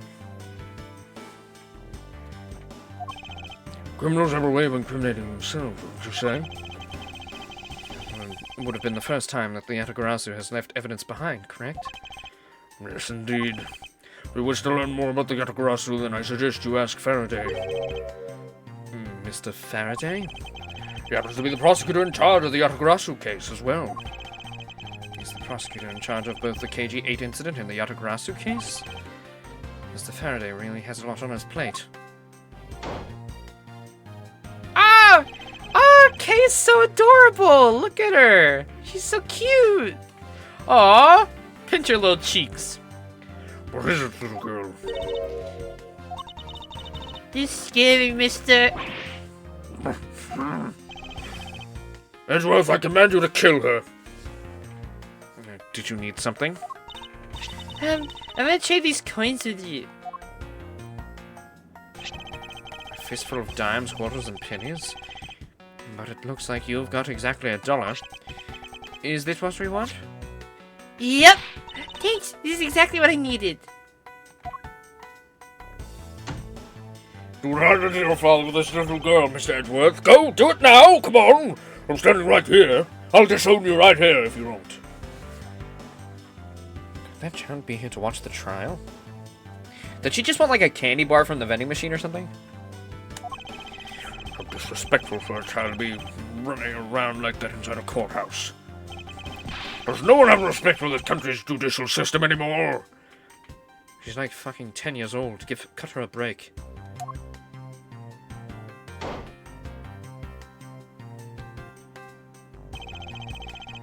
The paperwork for the prosecutor's substitution is complete. Do you even know how much time there is left before the trial resumes? I'm sorry. I can have you mopping up this courthouse instead of protecting it in an instant. It's no bother, sir. Not being completely prepared could prove to be a perfect handicap for me. A proud one you are.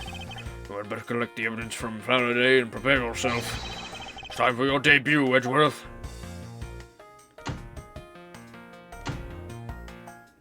Hey, that's true.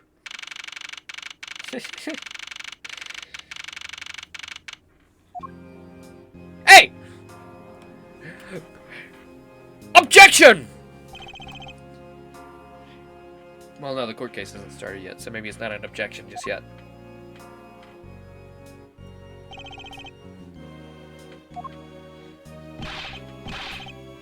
What is going on? Why isn't Faraday here yet? Is it possible that the defense is not prepared yet either? Bailiff, where's Mr. Faraday? I'm not sure. I wasn't really paying attention. Wait a minute. Isn't it your job to pay attention? Oh, there's our judgy. He does have legs! Yay! Ah, you must be the one Mr. Von Karma recommended. Oh my god, side view of the judge. I hear this will be your first trial. I look forward to seeing how you perform. Oh, by the way, was there someone celebrating a birthday during recess? I could have sworn that I heard a popper going off. Come to think of it, the other day with my grandson. Sir, it looks like the trial's about to resume. Herbert. Yes, it will be all but impossible to prove the witness a liar. Without the evidence from Faraday, what is that blessed buffoon up to? It's an emergency, sirs! Edgeworth! Why do I keep calling Gumshoe Edgeworth? What the fuck is wrong with me? I'm frothing at the mouth. Why do I keep calling him Edgeworth? I've done that at least like 3 times. This episode. Only this episode. Why here? It's Gumshoe.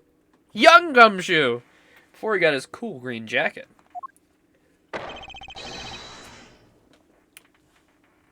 There shall be no yelling in this sacred hall of law.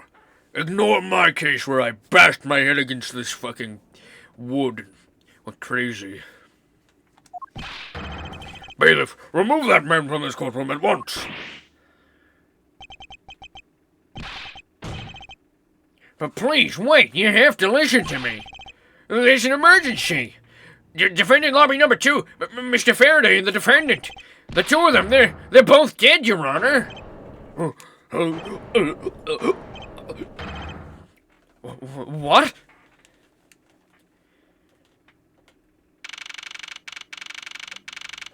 Oh, look, there's the drink machine. Oh, look, we got Coca-Cola, Dr. Pepper,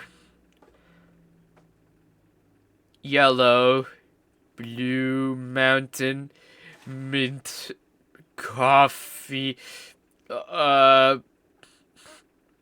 cinnamon roll, orange drink, and rum drink. Swiss rolls, milk, orange juice, hot dog, beef jerky, ham sandwich. Dang. Fast foods and milk? Look at the beef jerky. $9? Like, fuck. Just get a hot dog at that point. Oh my god. Even here, beef jerky is overpriced. Like, what the hell? Oh, it's that cute. It's that cute defense attorney. Straighten your tie. Does the judge have his own poster up? What the fuck is that? Is he trying to, like... What is that for? Why does he have that? Is there, like, a... Is there a... Judge of the Month? He has to be, like... Voted Judge of the Month or something? Like, why does he have inspirational posters up?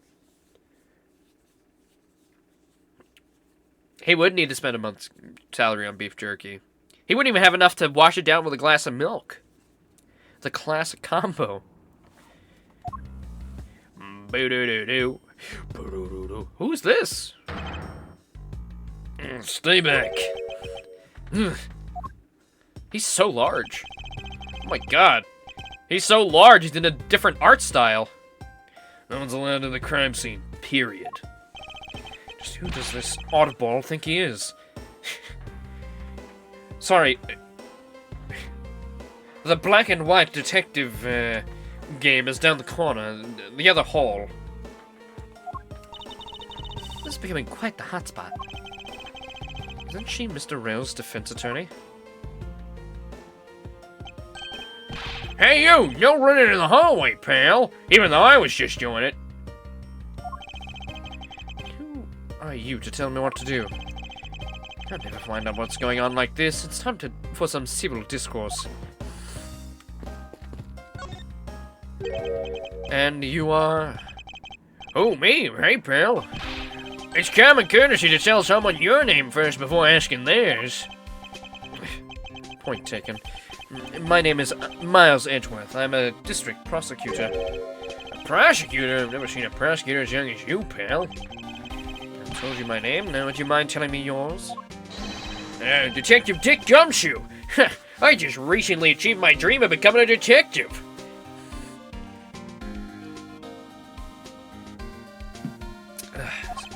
Still got that band-aid on his face. More than a dream, it's what I was born to do. Wait, maybe I should check and make sure I'm not really in some crazy dream first. This detective is entirely too excited to be at a murder scene. So, Detective Gumshoe, oops. Would you mind telling me what you know about the incident? You know, I don't have to tell you anything, right? I know that. But it would behoove you to fill me in on what you do know. Wow, you're a proud one for such a youngster, aren't you?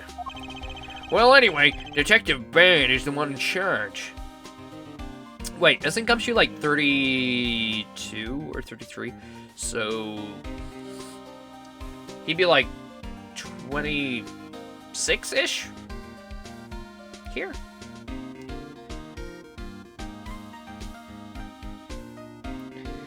Well, anyway, Detective Bad's the one in charge. So you're just gonna have him ask for all the details, okay? As for me, I was doing the defense. Sorry, that's the milk I had earlier. I had to spend a whole 2 months' pay on that. So you're on guard detail. Did you notice anything strange while you're on duty? Well, I freaked out when I heard a gunshot, and then I kind of froze. detective and a measly gunshot scared you that much? It's his first day on the job, Edgeworth. Then again, I can hardly claim to know what it's like to hear one at close range.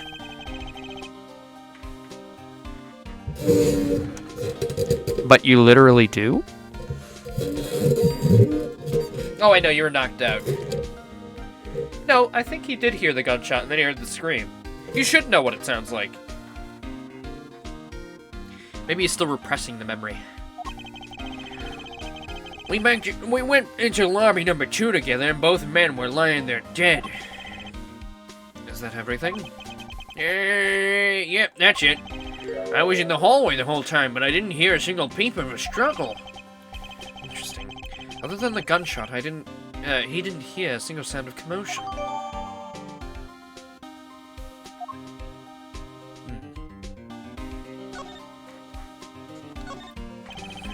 You mentioned that you've only recently become a detective, did you not? You got it! I'm a brand spanking new detective! So that means you've probably never seen a real prosecutor's badge, right? If you so decide to see one, I just might be able to make your day. You don't have to go through the trouble, pal, because a real man has a police badge. And someday I'm gonna become an ace detective, just like Detective Bad. Did I say something wrong, pal? Forget it, detective.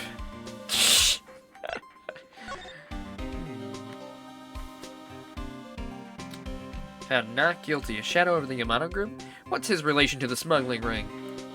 The victim, Miss CCU. They're like, see you? I see you or something? Is it that stupid? I mean, the other guy is called Mr. Died Man, so I don't know anymore. Or it could be Wei Ikek. Backwards. That's something.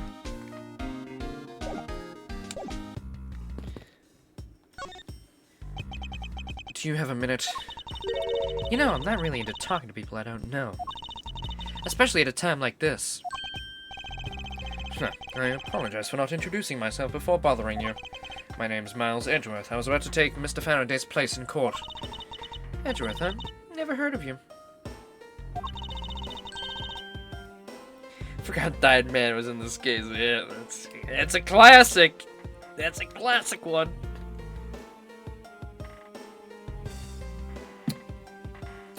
So Faraday's substitute is a newbie, huh? I'll have you know about him, that I studied under Manfred von Karma. You just wink at her? Do not take me for some kind of naive novice.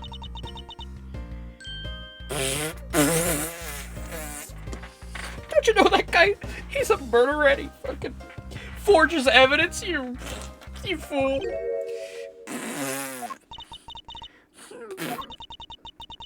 Do not take me for some naive novice.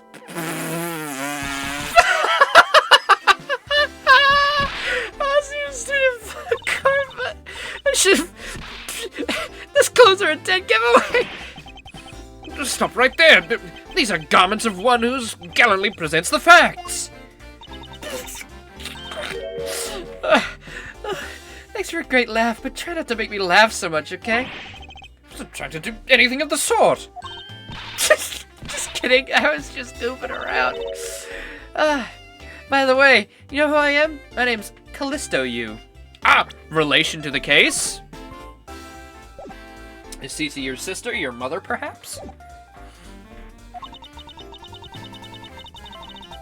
If you're telling the truth, then we were about to go head-to-head in court. but of course, I've heard much about you, monsieur. Bless you. But of course! I've heard that much about you. You're a regular Shakespeare. Did I say something funny? I mean, he is kind of out of place, to be fair. Especially to that getup, goddamn. I can update me on the situation. I don't really know anything. Why don't you try talking to the detectives over there? If that's the case, then why are you here? What's so funny? It's just the way you speak is so tactless. The person I was going against in court until only a little while ago was just murdered. It's not like I could go back into the courtroom pretending as though nothing had happened. That is a good point. I apologize for asking such an insensitive question. It's fine. Don't worry about it. Monsieur, what do you think about this piece of evidence? Actually, Edgeworth, I'm interested in finding out what you think about it. I don't really know all that much about it. And I don't really know all that much about it either. Sorry, I guess I can't be of any service. I shouldn't push her too much. She'll just start laughing again.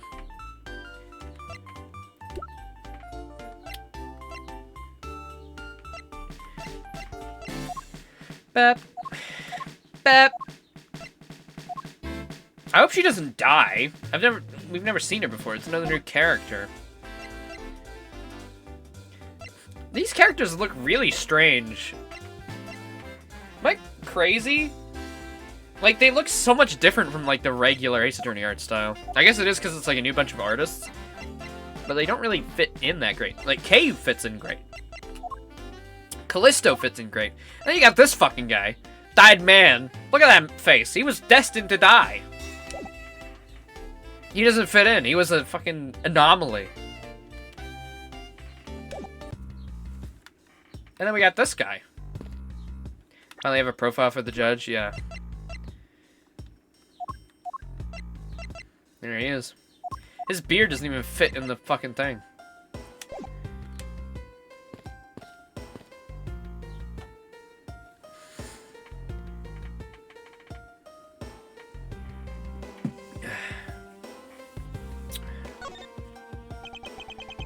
Excuse me, but who are you?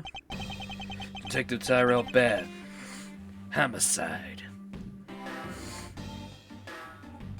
Miss the new characters look strange. I'm not bad mouthing the character designs, mind you. They look fine, like actual characters. Mackerel, yeah, we've seen people like that before. I love you. Mwah. Perfect. I love her. This is kind of a banger theme.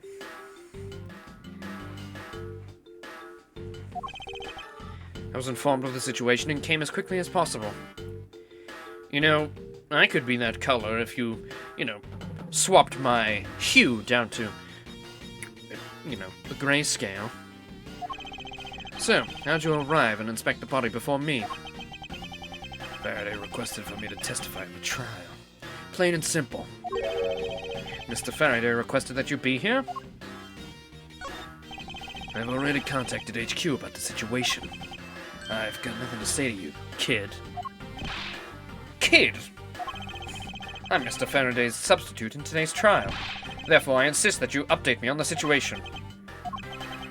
Get back down here. I have a right to know. Do I need to teach you a thing or two about how to talk to adults, kid? Is he threatening me? Is he going for his gun? It's just a mirror. How dare he trick me like that? Faraday was stabbed to death with some kind of blade. He had a gun in his hand. Now, is that a cigarette or a lollipop?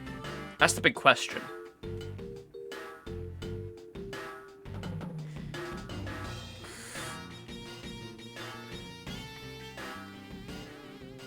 Edgeworth doesn't look a day over 23, alright? He looks just as good as when we first laid eyes on him in the courtroom. Faraday was stabbed to death with some kind of blade, and he had a gun in his hand. The other man, a Mackerel, was shot and killed. What? He was found holding a bloody knife in his hand. Oh, right, the new crime scene. Right, I was like, wait a minute, that's not right. This is the new crime scene, sorry. Let me read that again. Faraday was stabbed to death with some kind of blade, and he had a gun in his hand. The other man, Mackerel, was shot and killed. He was found holding a bloody knife. But there was no sign of a tussle. It's a fish joke. I did make a fish joke when we first heard that name. Nobody noticed? Okay. Was there anyone else who went to defendant lobby number 2? Yeah, the big lug over there. His name's Gumshoe. Hey, somebody talking to me? Oh, goodbye. He was in charge of guarding this place. He's claiming that no one else entered the room. If that's the case, then they must have killed each other, correct? Maybe. Such impudence. This guy's really testing my patience. Why was I not informed that you were going to testify in court? Besides, I'm my only gig. The Edgeworth case is also one of my assignments. So you were called upon to comment on the Edgeworth's characteristics? In order to assess if Mr. Faraday was really Edgeworth or not?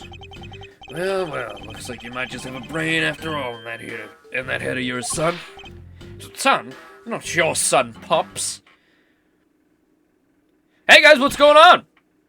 Could you move out the way? I want to get a Swiss roll, actually. Oh, miss you. I was looking for you, actually. I was looking for you.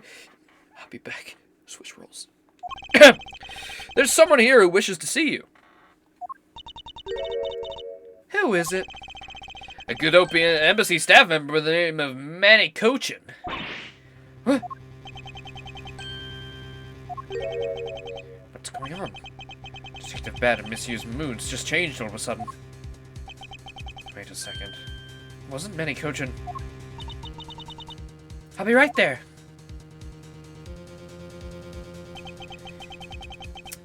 It's nice to see you again, Miss Yu. Why are you here? I've no desire to ever see you again. Now, actually, would you mind stepping outside for a brief chat? Fine. Let's go. Hey guys, what's going on?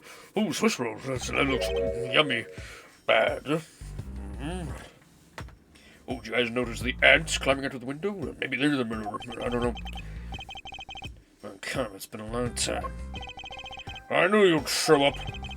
Usually do when the Edgeworth was involved. I see this case is no exception. Do you know Detective Bad, sir? Yes. He's like an old bloodhound that never leaves the scene of the crime. If only he would get a promotion and move on. The crime scene by a detective is most useful and effective. Sounds like I don't know that. Moving on though, Bad. The man I just passed by. Was he not the suspect from the KG-8 incident? So it's right. Just what is that man doing running around here? That Faraday, I can't believe he let such an easy catch get away. The imbecile! I would have proved his guilt in 3 minutes.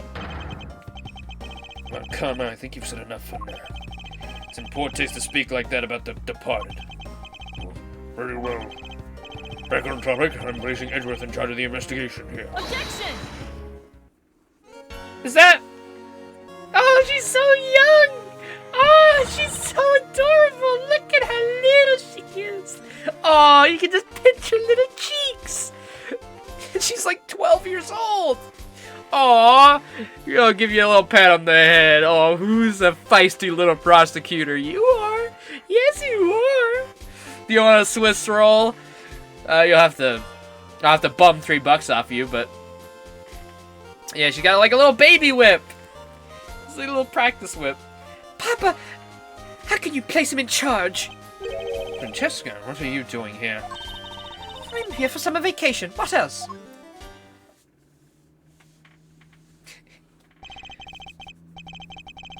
Wow, she actually looks like a 12-year-old. First for an Ace Attorney case? Wait, is that... How old was she? Was she... Was she 19 or 18? She was 18, right? So 7. So she's actually 11. Oh, no, she was 19? So 12. Okay. So 12, right. Francesca von Kama. So she is here on vacation. Vacation? Vacation from Germany. She's the daughter of Manfred von Kama, a student of his, who's also a junior to me. I'm actually curious. Who's Von Karma's mother? Is that ever going to be revealed? Maybe not. You're the one who's junior to me, and don't you forget it. She's 1 year from going into the courtroom. Not conveniently avoiding the bar examination, are you? If you're able to pass, then I'll have absolutely no trouble at all. She's a bit tall, though, isn't she?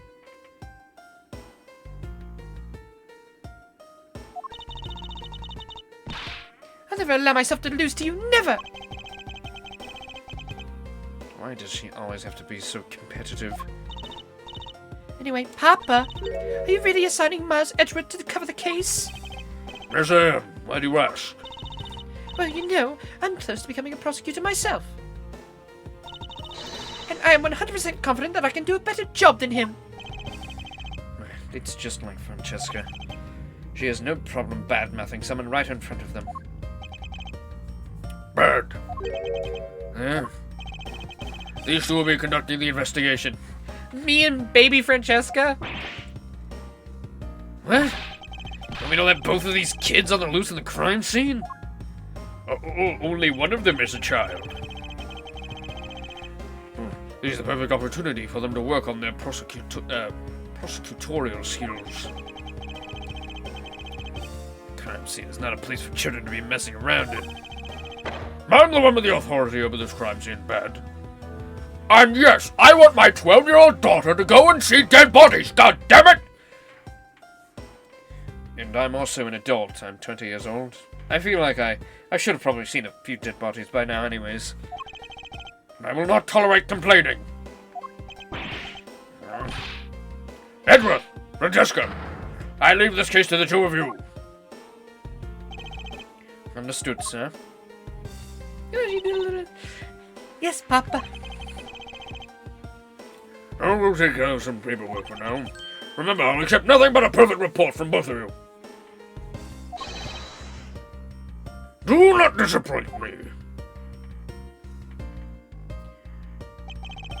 Hold on, McConnell. I still haven't agreed to this. Miles Edgeworth. It's been quite some time, Francesca. This will be a perfect chance for us to see which of us is truly worthy of the uncommon name. Would it kill you to at least say hello? Long time no see. Very good. And just because you became a prosecutor first doesn't mean you can act all proud. She hasn't changed a bit. Miles Edgeworth, as I was saying, we shall see which one of us is worthy of the uncommon name. Glad I've been reduced to a babysitter. Looks like Mr. Von Karma was successful in convincing the detective. That's just like him. He never fails. Except for when he does. That'll happen in 4 years, it's okay. Now, I'd appreciate if, you could quickly run me through the facts, Detective Bad. Better off checking things out on your own. Very well. Seems like getting help from Detective Bad would be a most arduous task. Oh, yep, there's the dead bodies, with Francesca just standing right there. This is perfectly good for a young, developing mind to see. I don't feel right about this. Can we get Francesca out of here? Can we send her back to Germany? You shouldn't be here. And is that TV company called Blunt? I'm gonna need one of those fucking seeing this.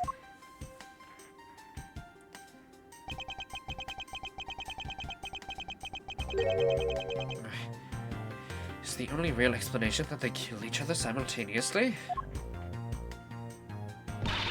Miles Edgeworth, you should listen to someone until they have finished talking. What are you talking about? I'll only say it one more time. This is a competition to see who is truly worthy of the uncommon name. A competition? The person that figures out the truth first wins. So the person who doesn't discover the truth is a dishonor to the name? Exactly. I don't care that you became a prosecutor before me. I simply refuse to hear any more foolish things come from your foolishly foolish mouth. Fine, whatever makes you happy. Can I take that as you accepting my challenge? Once again, whatever makes you happy. Well then, let's begin the investigation, shall we? I'm going to find the perfect evidence and prettily present it like the professional I am. Competing to discover the truth beyond a crime. How delightfully childish.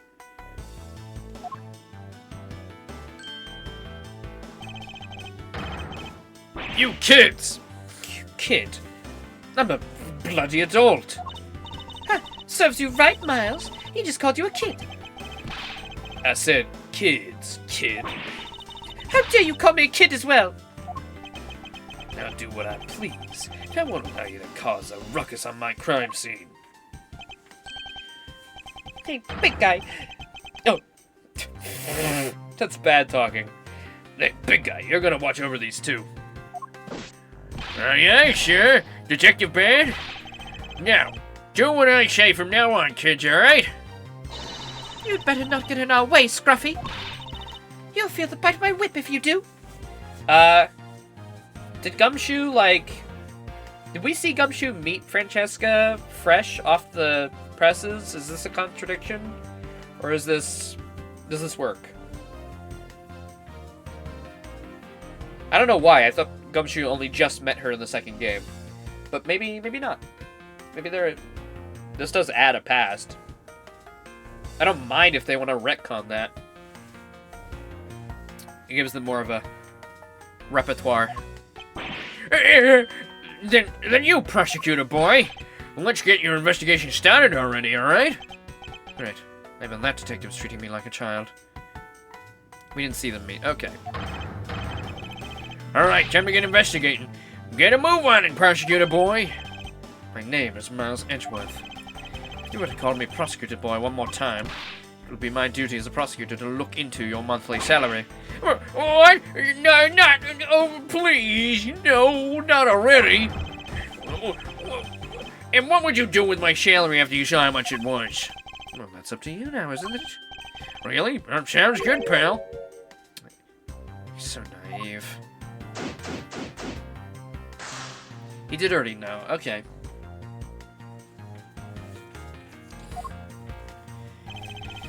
Detective Bad, may I have a word with you? What is it? It appears that both a knife and a gun were used as murder weapons. Yeah, it does. That leads us to our first question of investigation. Where did the men acquire the weapons? The gun was inside Faraday's bag. It was a piece of evidence that was presented in the trial earlier today. It was used to kill the Cadopian embassy staff member, but I never heard anything about the knife. Mr. Rell was being held by the police. There's no way he could have brought it in. Which means it's possible that Faraday had the knife on him from the start as well. Could it have been a piece of evidence that had yet to be presented? Then why doesn't Detective Bat know about it? Wait, what if... It's possible that Mr. Faraday brought the knife under the guise of a prosecutorial evidence. He could have even brought it out and attacked Mr. Rell with it. Maybe you got a brain in there after all, kid. You already said that earlier. Looks like Mr. Faraday attacked Mr. Rell first, who then counterattacked. It's the only logical conclusion you can draw from a scene like this. Not yet. I feel that's much too early to be drawing conclusions. We must first find conclusive evidence so as to protect the honor of the Von Common name. Okie doke. The window is open and there's a fresh flowery scent in the air. Ugh! The flowers in the garden down there, they're so gross and ghastly. Ugh, it smells like those cum trees in Arizona. You know what I'm talking about, Mr. Edgeworth? Ugh, gross. Maybe you could try offering something useful for a change? I don't know if it's Arizona. I just blurted out a fucking American name. Ah! I need tissues. I'm gonna take a quick break. I need to go grab something to blow my nose. It's starting to clog up. I'll BRB. I also need to go to the bathroom, too. Let me pull up Helpy. Alright. Be right back.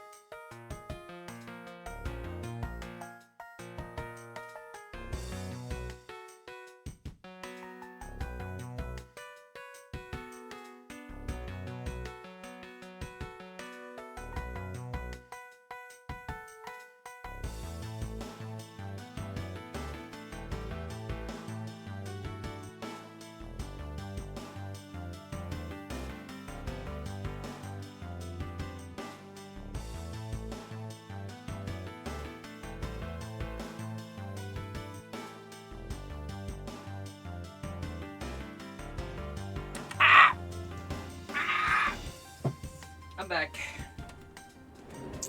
I return. So you better prepare yourselves. Ow.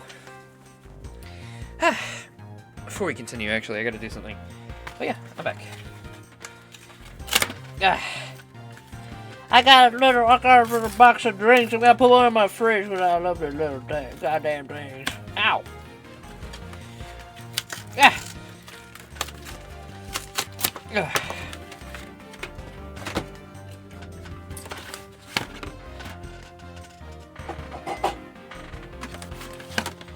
Yeah, when in doubt, yell. I don't know, yelling is just fun. I like making noises. It's my whole thing.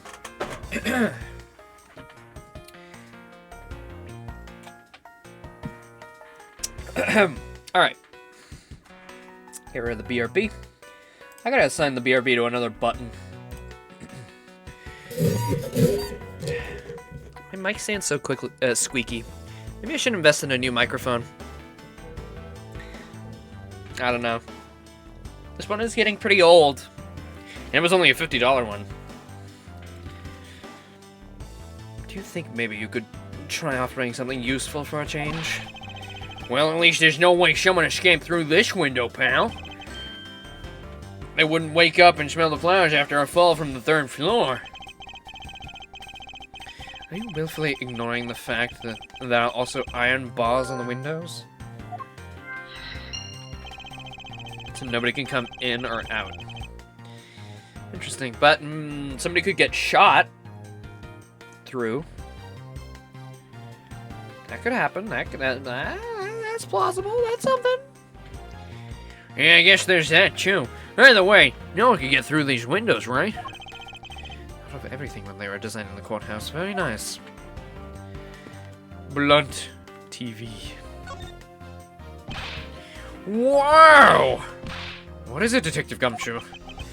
My TV at home is so tiny compared to this one, pal. Then perhaps you should purchase a more normal-sized television like this one.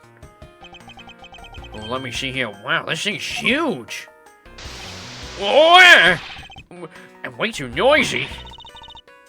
You're the noisy one, Scruffy. Don't touch it. You'll get your fingerprints all over it. But I didn't touch it. We saw him touch it. Preservation of the crime scene is the foundation of detective work. Foundation, huh? Sounds like something the rookie here needs to shore up on. And the TV's all staticky. The TV's been left on. Why are you looking at me like that? It wasn't me. I didn't touch anything, pal. Gosh, you know what will happen to you if you touch something again? I won't touch anything. I won't even go near the TV, sir. And you, get back to your investigation, all right? I was planning to do so anyway.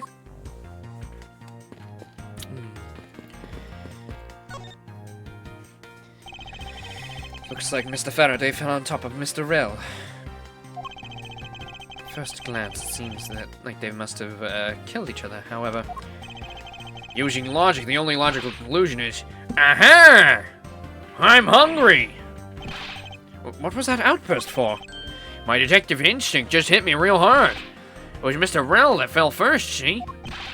You don't need a detective's instinct for that. It's common sense. I suppose we won't know much more than that until after I examine the bodies. I won't rest till I've inspected every nook and cranny. Has the gun been fired? Can we tell? Looks like Mr. Faraday died while holding the gun in his right hand. So he shot Mr. Rell and then fell on top of him while still gripping onto the gun. Well, first off, we need to check the gun. Has it been fired recently? Can we see that? It looks like it would have been in close range, so we should look for burn marks of the gunpowder on his clothes. And then we should extract the bullet and see if the bullet matches the gun, like the bullet fingerprints that we learned about in the other games. And we should also check the knife and check the blood that's on the knife. I guess that does seem kind of strange, huh? I guess, why would Mr. Faraday know how to fire a gun? It's not exactly rocket science. Even I know how to pull a trigger. Although I doubt I'll ever need to use one. I hope I never have to fire a gun either, pal. But it sure does look cool to hold a gun in your hands. Here's the police screening procedures need a thorough review.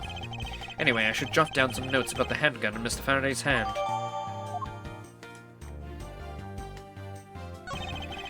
Looks like Mr. Rell...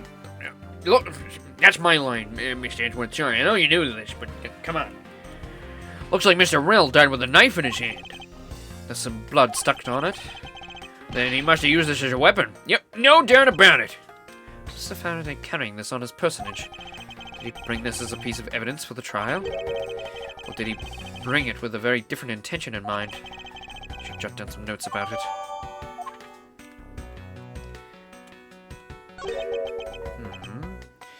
Why are there plastic bags scattered all around? These bags are for keeping evidence safe, pal. I know that much, Detective.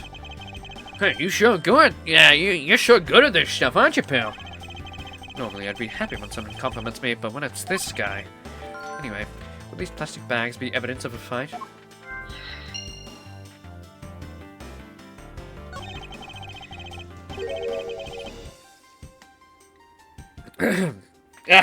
Sorry, I'm getting all phlegmy. I hate spring. Spring is the worst. They make it look all pretty in the fucking cartoons with all the cherry blossom trees and everything, you know, coming into bloom and beauty of life. God, I fucking hate pollen, man. Oh. Save me. I wonder what it could be. If you look closely, this blotting pattern resembles an ink stain. An ink stain? Yes, I usually get ink on my own hand when I use my feather pen. A feather pen? I've never even seen one of those before. You sure you aren't just making it up, pal? Oh. Oh. I thought we were playing, and then it bamboozled me again into think... Like, at first I was waiting, like, oh yeah, Edgeworth's gonna say something, and I was like, oh, maybe not. Maybe we're playing, and then... Again. Mr. Rell's cause of death was being shot, correct? I don't know. That's what we think, but it's hard to tell with him lying face down. Death is bad enough, but it's truly lamentable that someone would try to hide the truth. Are you sure they were trying to hide something? Can't confirm Mr. Rell's cause of death with his body positioned like that. Detective Bad, I'd like to examine the bodies in further detail if possible. What's this? You're not able to form a theory from them the way they are? I believe an examination of the bodies is vital to finding the perfect evidence, don't you? I suppose you do have a point. Well, hurry up and get on with it. Labby! Yes, sir. We've taken enough photos of the scene, sir. There you have it. Do you not approve? Of course not. What? Investigation of a crime scene is the work of a detective, so don't touch a thing. Hey, big fella, turn over the bodies for me, will you? Okay. Please forgive me, Mr. Faraday, sir. Gumshoe, do not get emotionally involved. Remember, you're a detective.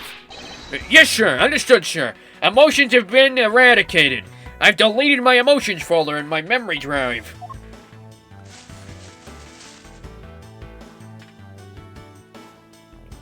Stab, gunshot.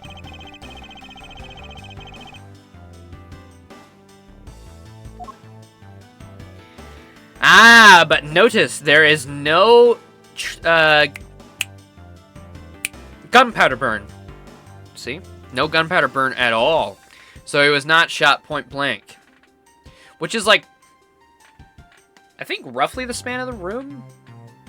Like even if they were opposite sides of the room, which they probably weren't. You know.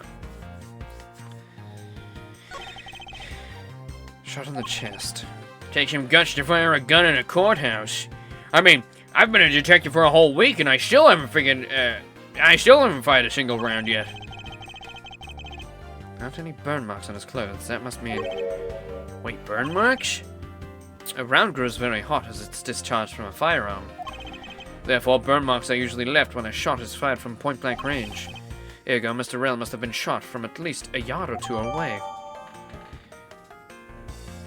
So he couldn't have been shot in this room. That's what I was just saying. You sure do know a bunch of neat stuff for your age, pal. By the way, you're a detective. You should have probably known that. That's like crime scene 101.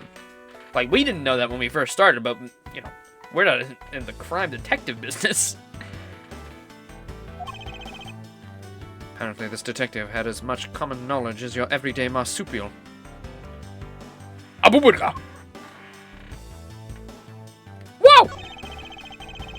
There's your knife wound in this chest here, see? I wonder if the wound matches the knife Mr. Rel is holding. Labby! Yes, sir. Verifying now. Make it quick. The look of things, one could deduce that the knife Mr. Rel is holding is what killed Mr. Faraday. Pen? Pen, pineapple, apple, pen? Something in his breast pocket.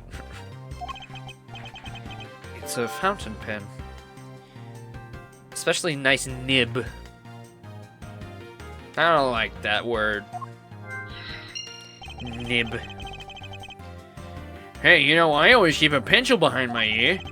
Because Detective Band is always telling me, you should always write your name on everything you own. Yeah, somehow you do strike me as quite a forgetful individual. Now, let us try to understand how the two men died. First, Mr. Faraday took the gun and the knife out of today's trial evidence, and he aimed the gun at Mr. Rel and fired. However, Mr. Rel managed to grab the knife and counter Mr. Faraday while being shot. Then the two men fell together where they stood. That's my theory in any case. What a crazy way to go. Is there something about that explanation just doesn't seem right? I believe I now have a firmer grasp on what happened here. Alright, you wanna... No, not a new save game. Why does it keep doing that? It's overwrite the last one.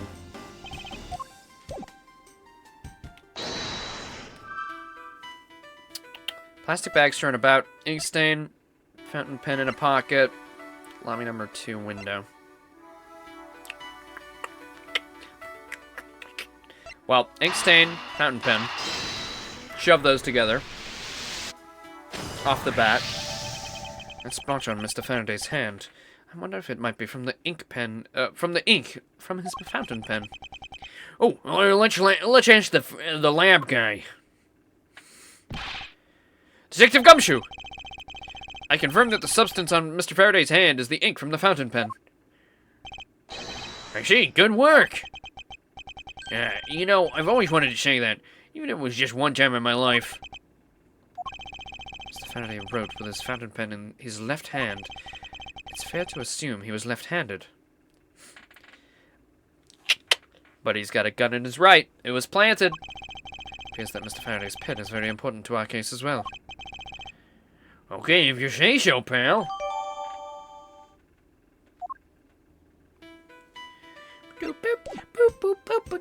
Can I not put that together right now? Okay. Plastic bags. Yeah, okay, that doesn't go together. Can I deduce? Deduce, Edgeworth! Deduce! Why are there plastic bags scattered all around? Those bags are for keeping evidence safe, pal. We already went over this. I know that much, detective. Normally I'd be... It's the same one. Why did it... That was the exact same thing. Why'd you make me do that again? This clean one's over here. There's some plastic bags stacked on the table. There's a tea set, too. But there doesn't seem to be any sign of disturbance. Oh yeah, the table's all nice and tidy. Maybe they were super quiet in their scuffle? I didn't click his hand? I did click his hand. That's how we got the smudge. That's how we put it together. He already said I inspected everything, but I'll have another look. After all, I didn't hear anything from out the hallway, you know. I did in the gun hand? Yeah, I did. I did that earlier.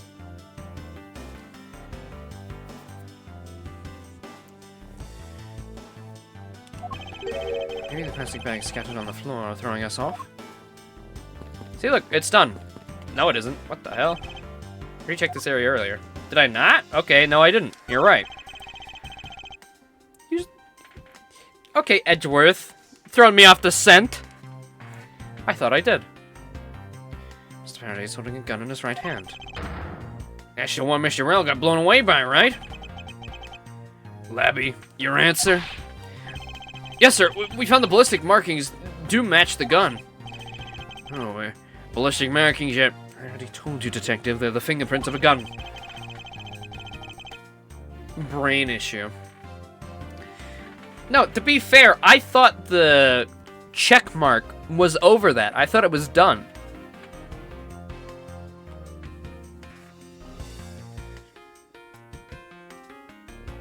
And then Edgeworth's like, I already checked this area, bud. You don't have to check this again.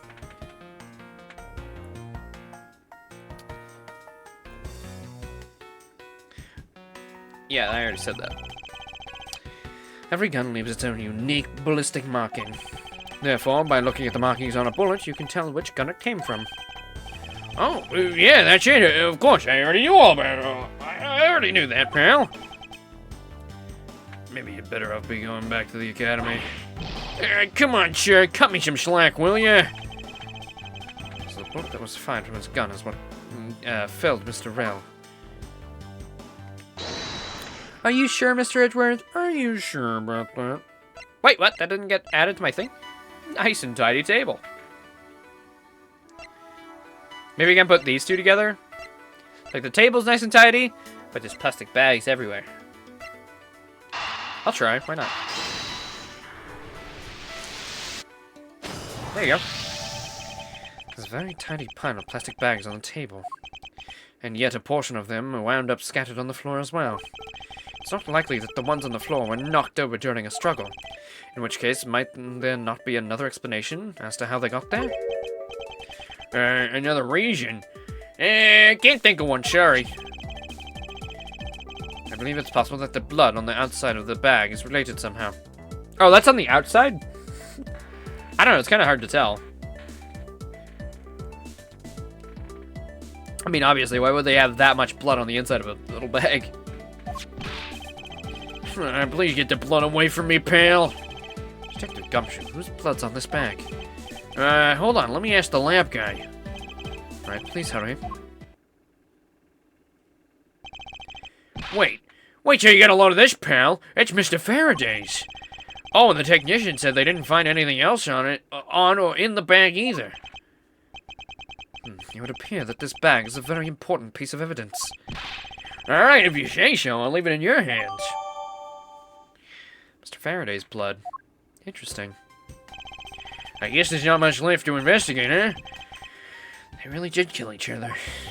No, we can't conclude that yet.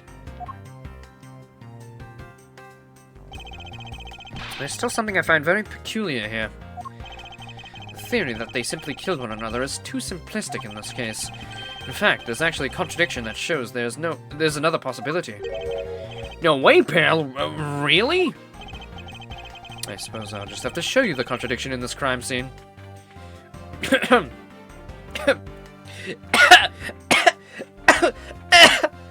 It's definitely the gunpowder thing, right? Or, I guess, maybe the right-handed thing. I'll go for the right-handed thing first, since they already mentioned the gunpowder.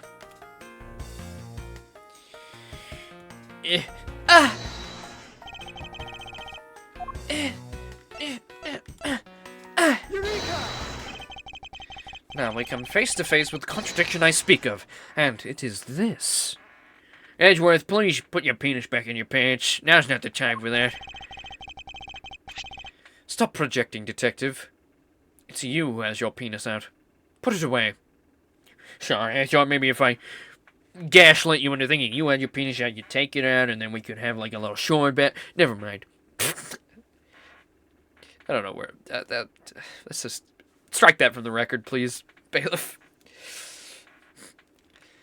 Mr. Faraday used his left hand to write with this fountain pen. Ergo, he's left-handed. And yet, the handgun is in his right hand. Don't you find it odd that the left-handed Mr. Faraday would hold a gun in his right hand?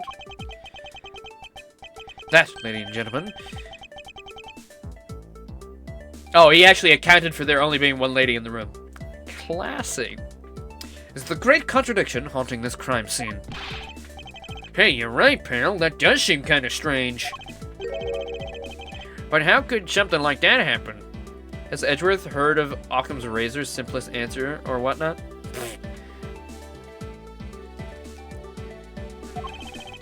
The facts add up to one conclusion and one alone. Someone else put the gun in Mr. Faraday's hand after he died. This is Ace Attorney. Simplest matter is never the truth.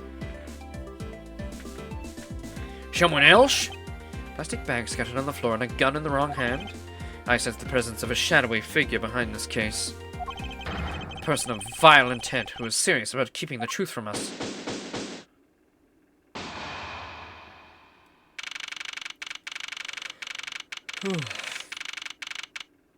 Well, the window is open. Maybe the bars are removable.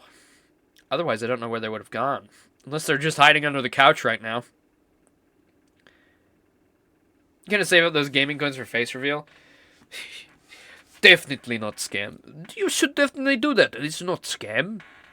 No, of course, I will definitely Hold my end of the deal there. Yes, of course. Don't worry about that one.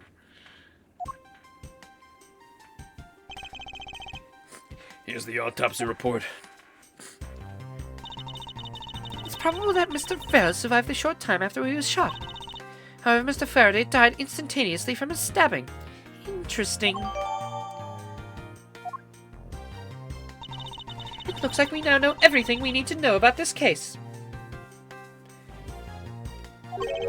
Are you sure we know everything?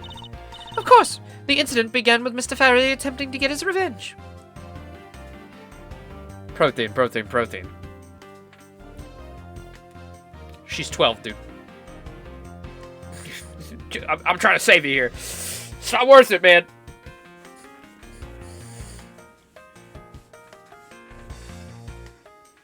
Of course, the incident began with Mr. Faraday attempting to get his revenge. The prosecutor went into range of being accused and tried to kill the defendant. Also, only her arms are revealed. I don't know why you said that. I'm gonna have to call 911. Quick!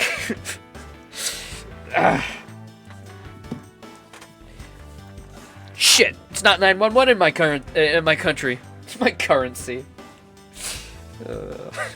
Anyway, The prosecutor went into a rage from being accused and tried to kill the defendant. But the defendant fought back and they ended up killing each other. And that is that. It's all very clear and simple. There's absolutely no margin for doubt. Do you really believe that to be the truth? Huh. Are you saying that just because I figured out the truth before you? okay, this actually makes more sense. This height difference, that's actually much more... Yeah, I can believe this. When they were, like, together in the frame talking, it looked like she was just about the same size.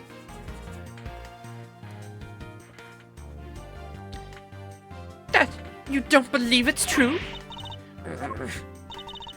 It's alright if you... See, look at this. This looks like they're even height. She's, like, up to his eyes. Further.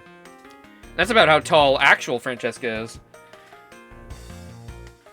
But I guess it would look weird, actually, if she was, like, actually at his chest. I guess that would look kind of weird. That's alright. If you disagree with my argument, then prove me wrong. Actually, this kind of reminds me of something. It's kind of like when you get, like, an action figure, or plushies of characters, and you have one tall character plushie that looks relatively normal, and then you have, like, the child character plushie that is, like, bigger to, like, kind of match it, so you're not getting, like, ripped off. You get a smaller plushie just because that's how big they are. But then when you put them together, it looks really strange. That's what this is reminding me of. Sitting in a milk crate. That wouldn't make sense. I wouldn't put it past Ace Attorney.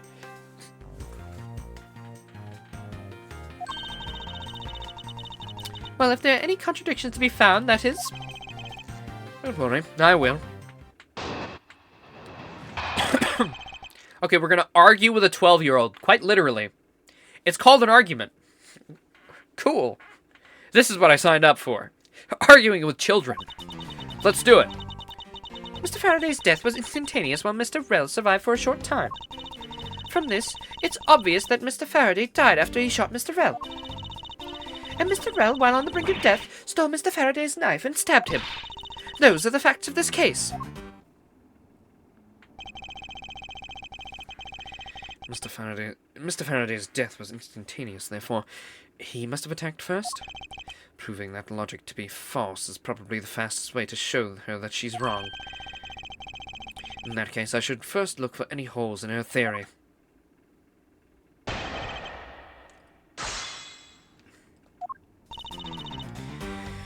It was instantaneous while Mr. Rell survived for a short time. That is true to the facts we know, right? Ah! Stupid fucking shyness. I hate you. I hate you. By the way, the guy we could have made Wario instantly got killed? What the hell? I'll never get a character I can do the Wario voice for. Wait, where's the autopsy report? I don't get an autopsy report? Alright, I guess I'll just take your word at it. Hold it! You truly believe that Mr. Faraday died instantaneously? I have the murder report right here. Mr. Faraday died instantaneously of shock due to being stabbed in the chest. There, you see? It's been documented clear as day. I already knew that, but I'm... Fuck, how could I be so stupid? Hold it! Mr. Faraday shot Mr. Rell before he died. Do you have any basis for that statement? Your foolishness has no end, does it? Oh, wait, there's more to that. Has no end, does it? Now, I hate to repeat myself. However, Mr. Faraday died instantaneously. That's all the basis I need. Right, so if Mr. Faraday died instantaneously, then he must have attacked Mr. Rell before being stabbed. You're finally beginning to catch on, I see. And Mr. Rell, while on the brink of death, stole Mr. Faraday's knife and stabbed him. I'm really glad Francesca is a big character.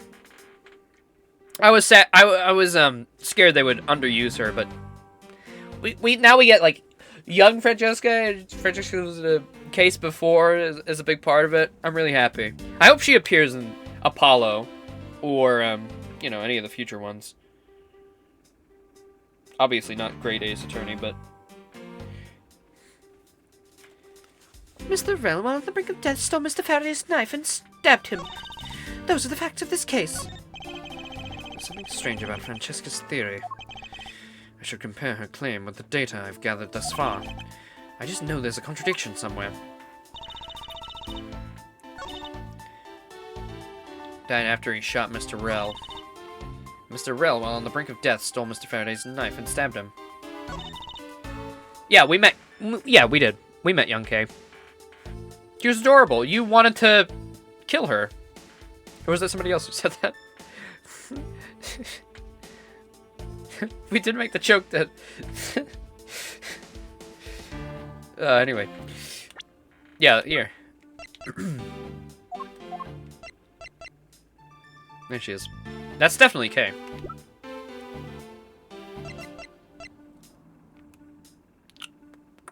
What was I? Shot Mr. Well, Mr. Faraday had it in the wrong hand. Can I point that out? Or this one? Did I already save? Let me just do that again, just in case. I made that mistake before. There we go. Okay. Start presenting. Objection! Nope. Wrong. Incorrect. Big fat L. Could I have it all wrong? It's obvious that he died after he shot Mr. Rell. Mr. Rell, while on the brink of death, stole Mr. Faraday's knife and stabbed him.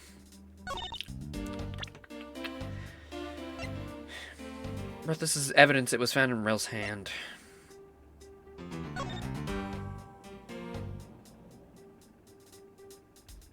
A Pokemon protagonist? Honestly, you're not wrong. It does very much look like a Pokemon protagonist.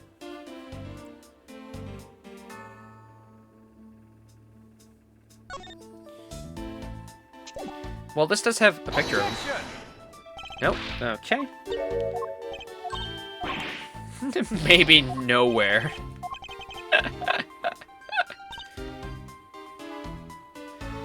I'm trying to point out that he had the gun in his right hand and he's left-handed. Oh, maybe I present the pen then. Objection! Nope. A simple pen? Come on, stepbrother. Pick up the pace, will you? Alright. Let me load.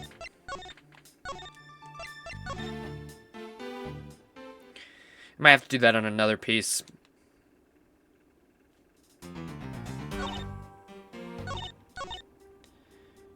Faraday's death was instantaneous, while Mr. Rel survived for a short time.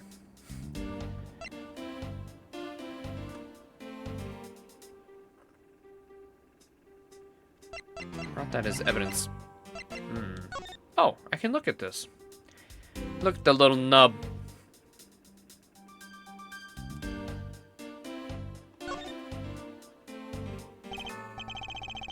Mr. Faraday was in the habit of using a very nice fountain pens.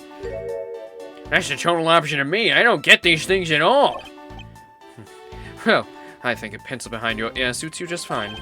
Really? You think so, pal? Man, I knew it was worth something. That wasn't exactly a compliment, Detective. This looks like a quality nib. Hey, let me test it out, pal. Oh, that's really sharp. I'm bleeding over here. Oh, wait, no, that's just ink. Ah, I got ink all over my hand. Detective Gumshoe, don't ever play with evidence like that again. Buffoon.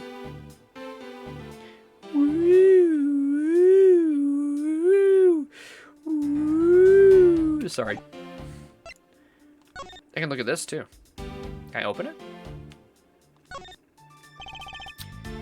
This blood here is from Mr. Faraday, but there are no other clues to be found. Begs the question. Oh, wait, this proves that he didn't die instantaneously. His blood's on the bag. Oh, wait, no, does that prove that? Maybe? No, actually, maybe. Objection! Nope. Thought maybe that would be something. Nope. No. It can easily be there. Get a shot, and it was right under him. I don't know. Flaw in her logic was instantaneous, while Mr. Rel survived for a short time. From this, it's obvious that Mr. Faraday died after he shot Mr. Rel. And Mr. Rel, while on the brink of death, stole Mr. Faraday's knife and stabbed him. Those are the facts of this case.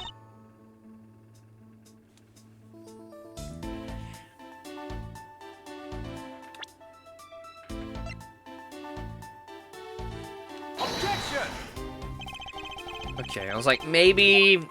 How would Mr. Rel know about it if it was brought in as... evidence? I'm gonna win our little competition. Was that new dialogue? Sorry, let me read that. Francesca, I advise you to take a look at this evidence. What are you trying to say with this? Saying that this piece of evidence doesn't contradict with my testimony. Well, Edgeworth, just face it, I'm going to win our competition. Mr. Rel, while on the brink of death, stole Mr. Faraday's knife and stabbed him. Hogwarts Legacy? I mean, I'm not a Harry Potter head. I've never even seen a movie of it. Or read any of the books. I feel like it would be kind of a waste for me to play it. I know I have zero knowledge of Harry Potter. Nothing. Nada. Not a smidgen.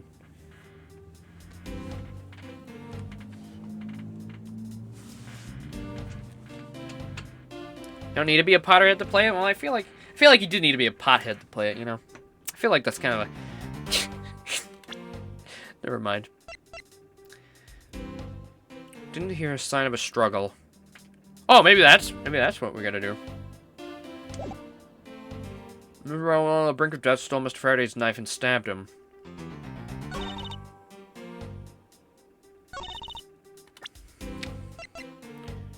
Other than gunshot, didn't hear sign of a struggle. Objection! Okay. So he quietly stabbed him? Is that what you're saying? He quietly stabbed him. You can kill children? Well, why didn't you start with that? I want to kill this child right now! I can't find a flaw in her goddamn logic! Damn the Von Karmas!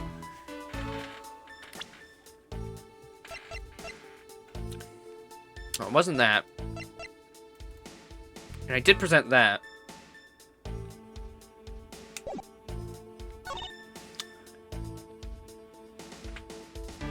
Stole his knife and stabbed him. Wait! Oh, I'm so stupid! It's so obvious! It's so obvious! How's that possible if he's on top? Wait a minute. And why did that get... Hello? What? If Faraday... Oh, wait, no. Yes?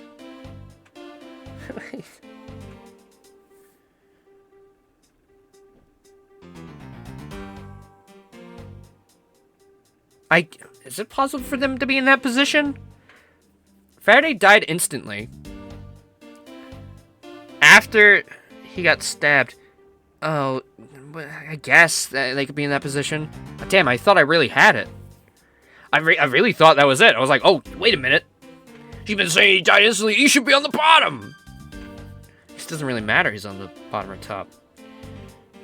If they just fell in the right position after he stabbed him. Wrong line of sentence, you reckon? So I did it on this one. All right, let's try it on this one then. Objection! Okay. I may have to... Am I playing a Phoenix Wright game? Well, all of the modern games you can buy are collections of the old ones. So I would 100% recommend just go with the Ace Attorney trilogy. Straight up. Just start with the trilogy. If you like it, go ahead and play the other ones. And it goes on sale pretty often. I got my copy of that for $16, and then Great Ace Attorney was also like $16. That man.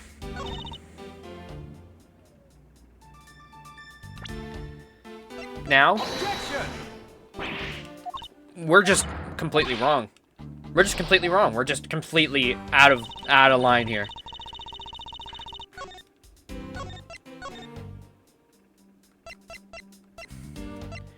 What did he do? Oh, no, nothing. That's just what they call him in this.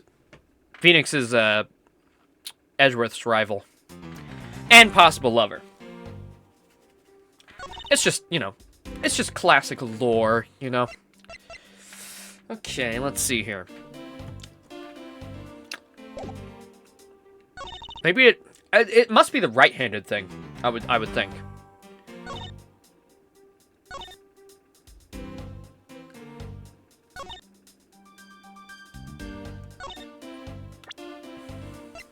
Objection! Guess I'll just try the pen on every sentence.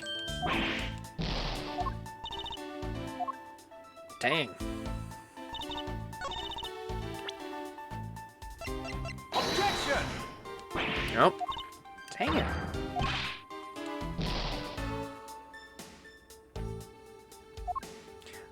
Oh, is that true? So he doesn't make a surprise cameo? Only in the background in a little boat with Maya and Pearl? Damn it. Objection!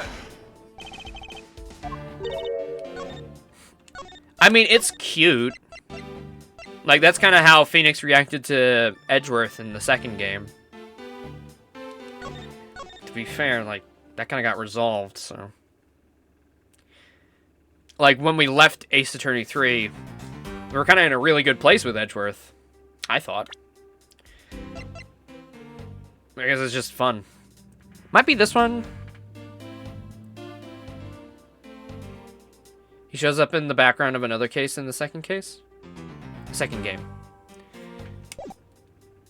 I'll keep an eye out for him when we move on to that one, since we only have 2 things left. But if I'm just stuck on this, on the brink of death.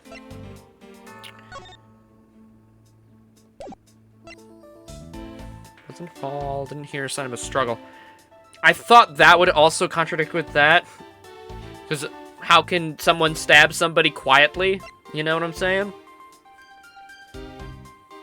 Fountain pen. It's to do with the knife? Bro, this is evidence. It was found in Rel's hand.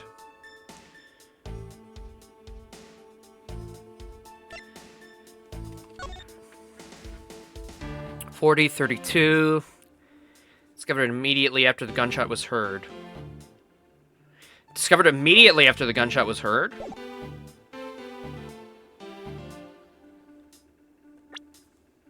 Contradiction? Objection!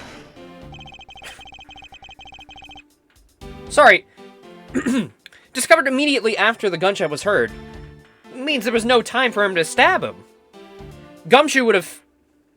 He would have seen him do that. That's a contradiction. Aha!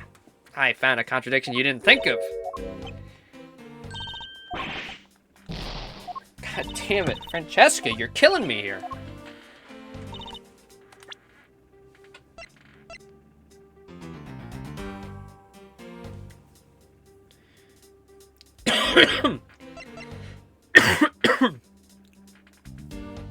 Faraday's blood on it. What the fuck is the contradiction you want me to get? Can we press? I already pressed all of them. Is this another press twice shit? Okay. I think this save was after I pressed everything. Let me go again. Oop. Hold it!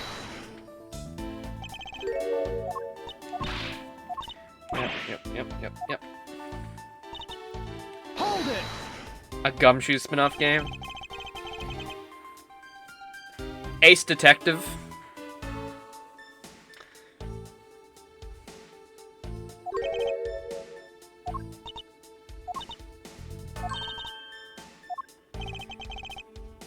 Instantaneously, then he must have attacked Mr. Rel before being stabbed. That's a contradiction, man! That's a contradiction, man! Objection! Do it out there, Edgeworth! Come on, man!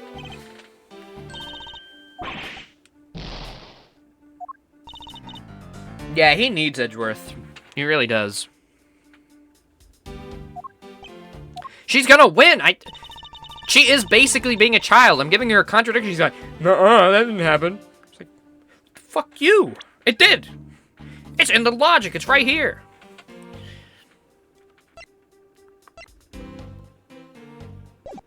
No sign of a struggle.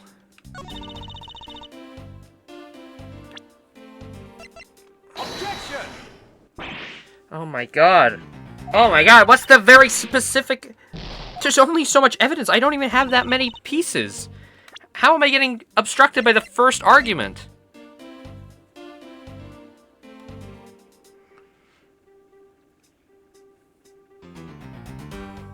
Bossman, do you know what it is? Don't tell me yet. Just do you know?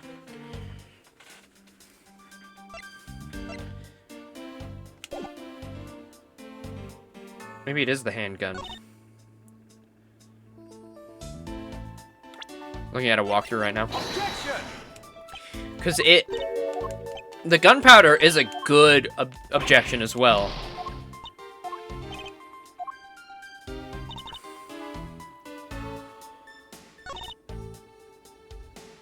While he was on the brink of death, stole Mr. Faraday's knife and stabbed him. It was evidence, though. Objection! It wasn't his knife.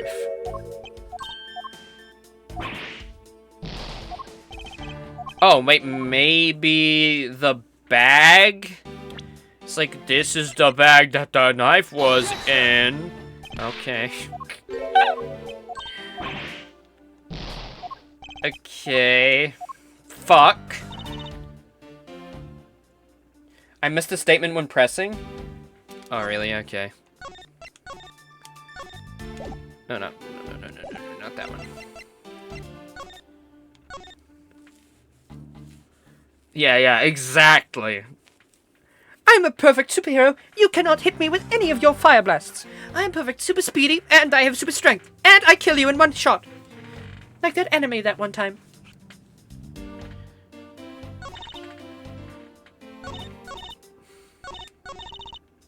Alright, so we did that one. Let me read over these again. Mr. Faraday was shot before he died.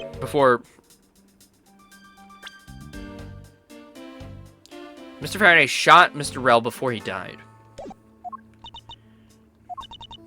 Mr. Faraday died instantaneously. That's all the basis I need. Alright, so if Mr. Faraday died instantaneously, then he must have attacked Mr. Rel before being stabbed.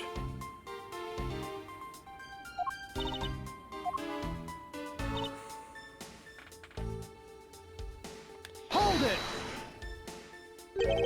So you believe the dying Mr. Rel stole the knife from Mr. Faraday? Mr. Rel became desperate as he did not want to die. Human beings can do amazing things when they are put to the test. So the two men struggled. Did I not? I thought I pressed everything. What? How did I? What? I feel like I'm going crazy! I swear I pressed all your...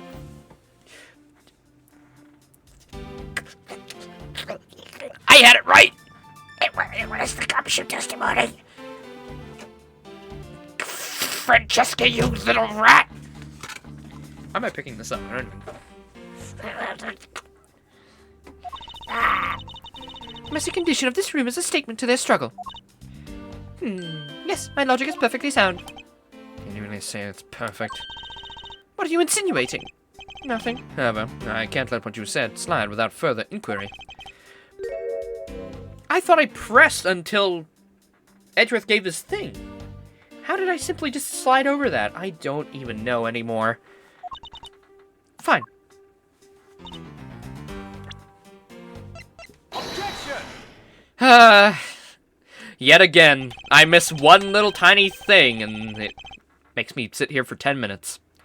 Just objecting, and objecting, and objecting, and objecting. To no avail.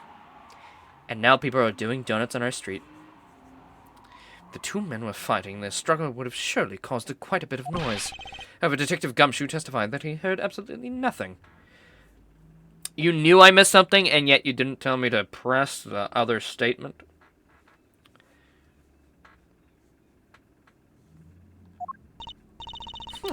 You place too much faith in that detective's testimony, you know. But for the sake of argument, let's say there wasn't a fight. You did, but you also watched me press all the things.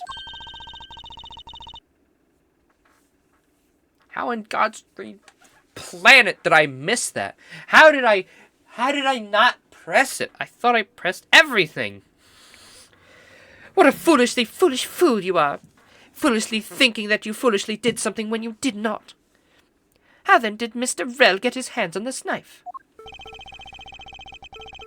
Mr. Faraday's bag was sitting right here in the lobby number 2. It's not hard to imagine that perhaps Mr. Rel saw a chance and took it out at some point. So, what you're saying is, Mr. Rel took a chance when he saw the opportunity and took the knife from the bag? And then Mr. Faraday shot Mr. Rel after being stabbed? So there's something strange in Francesca's statement just now. Yes, something is off. Wait, something doesn't add up. Oh, really? It's simply not possible for Mr. Faraday to have shot Mr. Rel after being stabbed.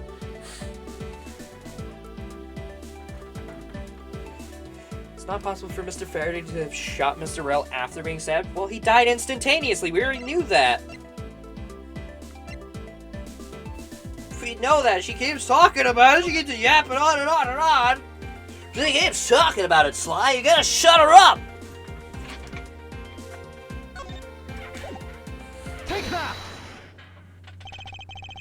According to the coroner's report, Mr. Faraday died instantaneously, meaning that he died immediately upon being stabbed by the knife. Ergo, he could not possibly have fired the gun after that. Ooh, you got me. But of course. Well then, if the report is correct, then there's only one correct explanation. If we suppose that Mr. Rell attacked first, then Mr. Faraday, who died instantaneously, would have been unable to kill Mr. Ray. Mr. Rell. Therefore, Mr. Rell must have stabbed Mr. Faraday after he was shot. Then they both died. That's the only explanation that makes logical sense. And what I said at the beginning. Negating your opponent's ideas in order to prove your own theory. I see you've been studying, Francesca. I wanted to explain it to you as simply as possible, before you foolishly propose a foolish theory that only a foolish fool like you could. How naive of you to believe that, Shit. Ah, protein! Thank you. What the hell? That's so nice of you. Thanks for the Prime sub. That's so sweet. Now you get a t-shirt. I subbed and all I got was this t-shirt badge. How naive of you to believe that only your options are valid. Oh, that's really nice of you to use it on me. I appreciate it. And still expect to discover the truth that the crime this crime scene offers you. Francesca, you've still got a ways to go. What are you talking about? Are you saying there's a flaw in my logic? Mr. Faraday died instantly. And the fact that he did is what gives me a rise to the contradiction in this scene. The contradiction here in this crime scene is... Oops! I pressed before even looking! I was skipping the dialogue! Oh no! The order of events? I don't know if that's true! I didn't get to read the other... Uh-oh. There's a contradiction in the order you say the crime took place in. No. In that case, why don't you prove the contradiction already? Mouse Edgeworth, remember that we Von Karmas must strive to be perfect in every way. That kind of half-baked answer can hardly be called perfect, now can it?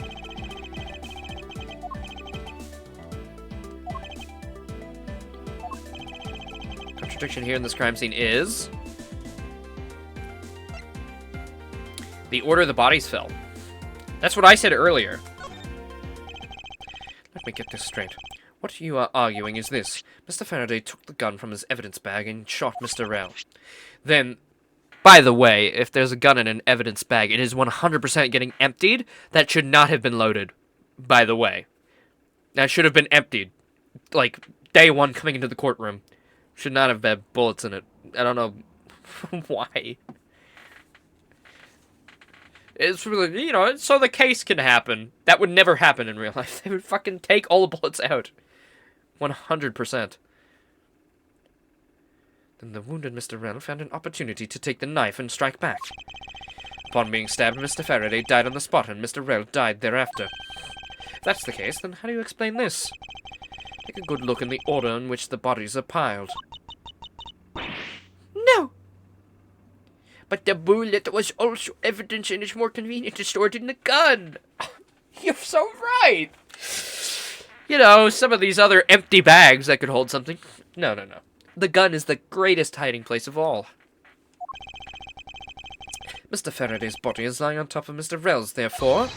Mr. Rell must have died before Mr. Faraday. Impossible! Yes, I agree that it seems strange no matter what angle you approach it from. Which means that the real mystery... No, not so fast, Miles Edgeworth. What now? I simply think that you ought to think a little more outside the box. And that it's even clearer now that the incident started with Mr. Faraday's murderous intent. Should have bounced back quickly. How'd they get a gun and a knife in the courthouse? It's evidence. What do you mean? Of course it's here. It was evidence for the trial that was happening today. So just gonna keep it somewhere else? I mean, yeah, it would be normally kept at the precinct, but it's being used in a trial that was about to go back into session, remember. They needed it. In Breaking Bad, Walt brought a live bomb into a hospital. Well, now me and Mr. Walter have something in common. Yeah, I know. That's yeah, that is what I just said. Yeah. But it's so the story can happen. Explanation won't be enough this time. It's going to take some very decisive evidence to prove her wrong. It was just chance. Two bodies fell into a pile, which indicates that they attacked each other at the same time. It really doesn't matter in the slightest way that they fell in the opposite order.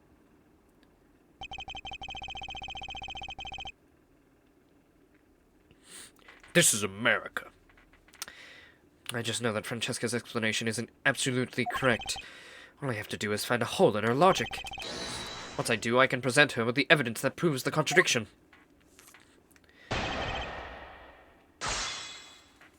Rebuttal. Hold it! About that. Pressing someone's testimony in order to gain some time to think. You're a real one-trick pony, aren't you? It's too bad your one trick only works on fools. It's funny because Edgeworth makes fun of us all the time for doing that. Now he's getting made fun of. That wasn't my intent. I simply wish for more details as to how Mr. Faraday ended up on top of Mr. Rell.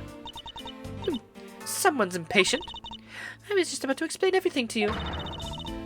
So do you think you could hold on for 1 minute? Aye! Francesca, I'll make you a deal. I'll hold on if you hold on to that whip of yours. Oh, I'll hold on to it all right, as I whip you. Well, now that you've quieted down a bit, I'd like to continue if you don't mind. Hold it! The two fell on top of each other? Don't you find that just a bit strange? Not at all.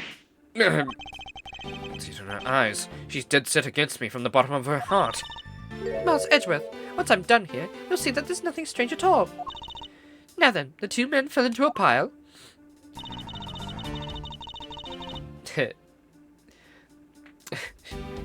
Yeah, I actually had Laser go out and find that.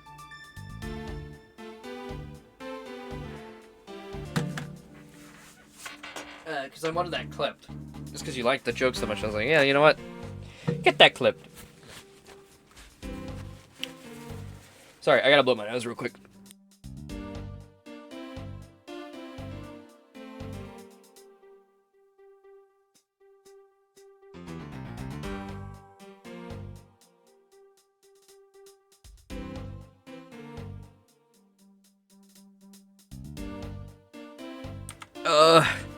You know when you feel like you've got a clogged sinus and then you blow your nose and nothing happens? Yeah, I love that. So fun. So epic. Hold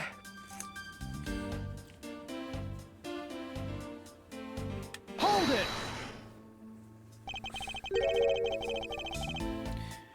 What do you mean by they attacked each other at the same time? I assume Mr. Faraday had the two different weapons in his hands. He made to attack Mr. Rell while holding both the knife and the revolver, and then, after Mr. Faraday fired the gun, Mr. Rell grabbed the knife as he was falling and stabbed Mr. Faraday. That is how Mr. Rell wound up on the bottom with Mr. Faraday on top. You guys arguing about Breaking Bad in the chat? You know, not everybody here has seen it. One streamer in question. No, I probably won't ever watch it, to be honest, so I guess it doesn't matter that much. At close range, that's more than possible. Yes, it's possible, but... Well, if you have any other ideas, then show me what you've got. Oh, I will. To that extent, I'd like for you to append what you just said in your testimony. I don't see any point to that, but as you please. Close range? Oh, oh, oh, oh, oh, oh. Oh, oh, oh, oh, oh.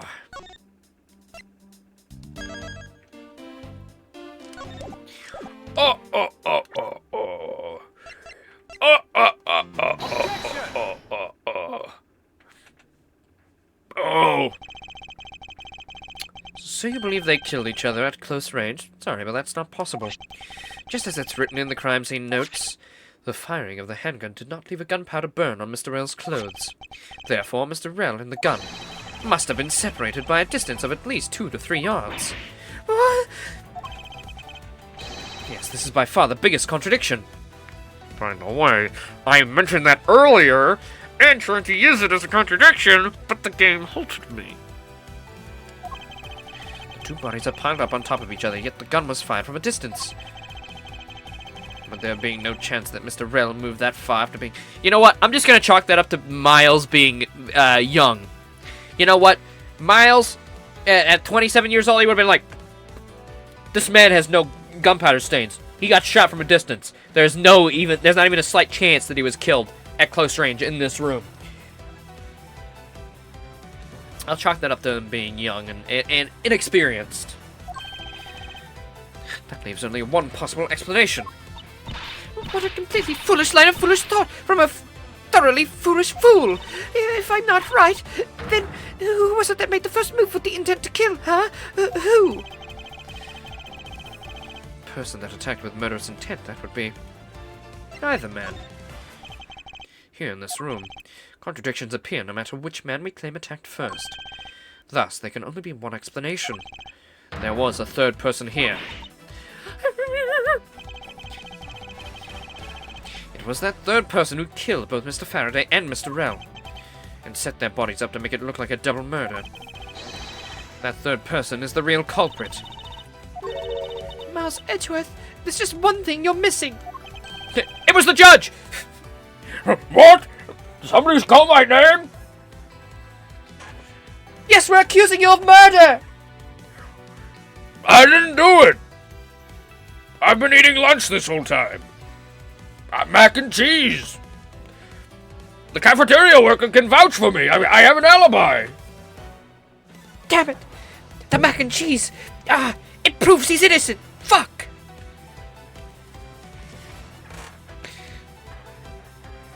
Evidence, correct? Exactly. Everything you've said up until now is nothing but a story played out in your head. Also, fuck you! You guys want any mac and cheese? I've got quite a lot of them. No, thank you, Judge. We're investigating a crime scene. And I don't even like mac and cheese. Call me when you have some dinosaur chicken nuggets.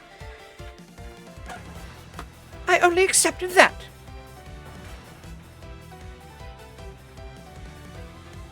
All right, whatever. Say. Hold on, Mr. Judge. I want some mac and cheese. Who are you? I don't recognize you. No mac and cheese for you. Get out of here.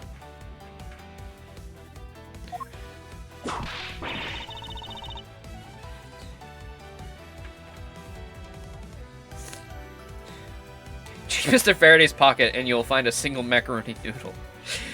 Oh shit! It was the judge! The cafeteria worker was in on it! Oh no! Can you prove there was a third person involved in this crime? Of course, I just did it. Well, you think they just wiped off the fucking gunpowder stain? Of course somebody else is involved. How else would there be no gunpowder stain? It's pretty obvious. Third person was truly here. That fact will resolve the glaring contradiction. Proof that this has all been a setup made to look like they killed each other. It was the Canadian judge. Oh my god.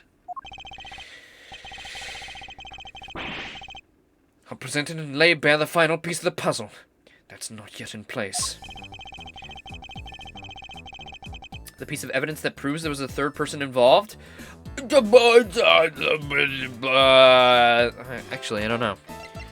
The plastic bag? Maybe? It must be. Because how would blood get on a plastic bag when there's very little blood spillage everywhere? It's a very clean crime scene. And yet this has it. So somebody must have cleaned up the blood and then moved the bag over to there. It's very weird, because it's part of a splatter, you see? See what I'm saying? Part of a splatter, and there's no splatter anywhere. It's definitely it.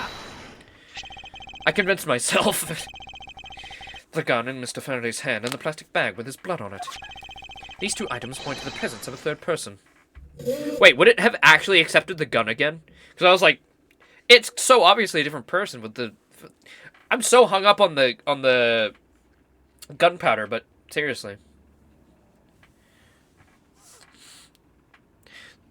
These two items point to the presence of a third person. How so? There's no third person. This game's in 2D. It's not possible. Recall Detective Gumshoe's testimony. I was in the hallway the whole time, but I didn't hear a single peep of the struggle. There wasn't a struggle in this room. Then there shouldn't be any plastic bags on the ground. Meaning that someone else must have deliberately scattered them around. Francesco, why are you looking so mad? Did you kill them? Why are you looking so upset?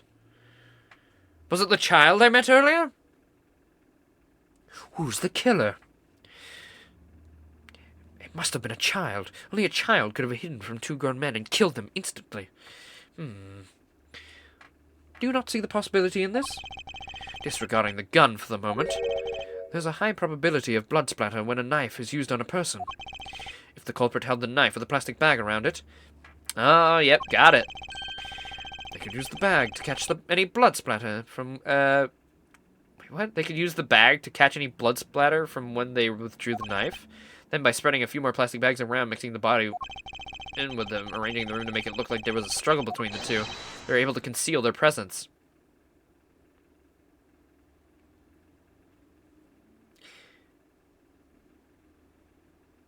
Does that make sense? He didn't even mention how the blood spatter's cut off from the bag. There should be more blood? You're just saying...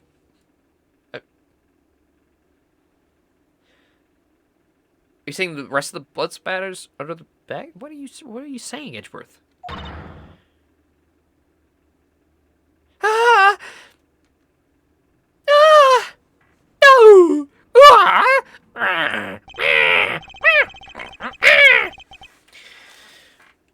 Holy shit, she turned into an angry bird. Oh, fuck. Looks like we still got a long way to go in this investigation. Yes. Objection! Who was that? Oh, that was her. Well, I'm finished with my mac and cheese. Fucking brushes crumbs off of his chest. Sorry. Oh, phlegm. You know, cheese, very phlegmy food. And I've got some in my pocket if anybody is hungry. Well, what the heck's up with you, pal? Mr. Bad, I advise you to place Detective Gumshoe under arrest. What? What's the meaning of this? Looks like you're not man enough to discipline your own subordinates. Don't you dare! That detective claims he was there, standing in front of the door the entire time. But I have it on good authority that that was all just a giant lie. Miss Yu, I ask that you please explain that last statement. I'll let his honor explain it himself. I saw it with my own eyes, I tell you. Gumshoe did it, it wasn't me. He tried to take my fucking mac and cheese. I'm pinning this on him. During the recess, there was a period of time, and there was no one in the hallway. That's when I was coming to get mac and cheese off of you, you dimwit. What? See, Mr. Bad? So I ask you, why would a detective, who's supposedly doing his job the whole time, want to fabricate such a lie? Gumshoe, did you kill Faraday? No! Of course not, sir! It would appear that the one who set this whole crime scene up is the detective. Which basically renders his testimony a complete lie and wholly invalid. Looks like your perfect logic has just come tumbling down, Miles. I was in the hallway the whole time, but I didn't hear a single peep of the struggle. Is that statement really a lie? Detective Gumshoe, you're now a suspect in the murder of 2 men. Now spit out the truth, or so help me. I haven't lied to anyone, sir. Honest. I really was there. I was in the hallway the whole time. Detective Bat, Oops. Sorry. Wait, hold on. Detective Bat, I ask that you please do not act without my permission. Edgeworth, where are these balls coming from? He is above you in this situation. After all, I'm the one who's heading up this investigation, am I not? Well, I mean, yeah, but he's overlooking you. His looks are too powerful to be free.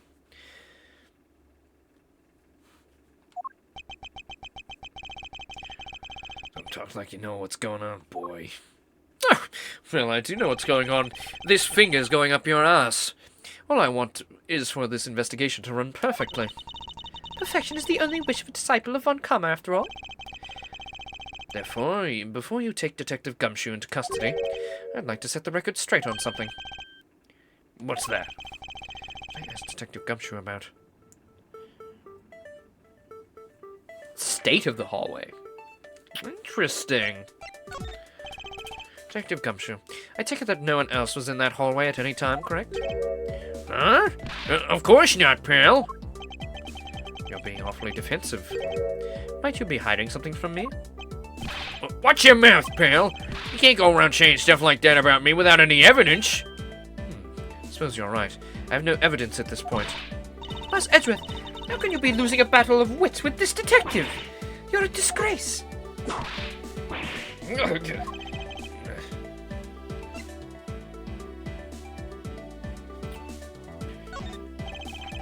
Detective Gumshoe, why were you missing from the hallway for a span of time? May I suggest cameras? You may not.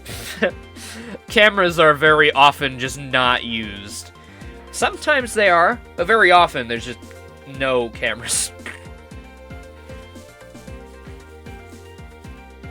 I think, hey boss, you said we're only gonna get like a bunch of camera stuff in Apollo, right? Apollo's the one that uses a bunch of camera. We've only had cameras in one case so far, and that was the remade, or the brand new trial for the DS remake of Ace Attorney 1, which is on, everything now, so.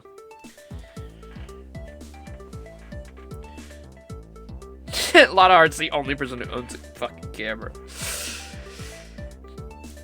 You said that there's a lot more, like, footage and stuff to go through in Apollo, right? The Apollo trilogy? That's where, like, there's a lot more footage you have to pick out objections from, right? Or am I making that up? Did I just, like, ascertain that? Because we had one camera thing, and that was from the DS game. And Apollo's, the DS trilogy. I swear you did say that.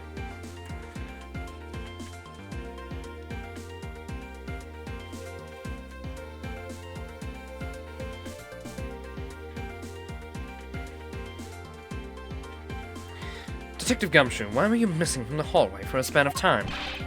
Look, pal, like I said, I was there the whole time, okay? But there's testimony against you that...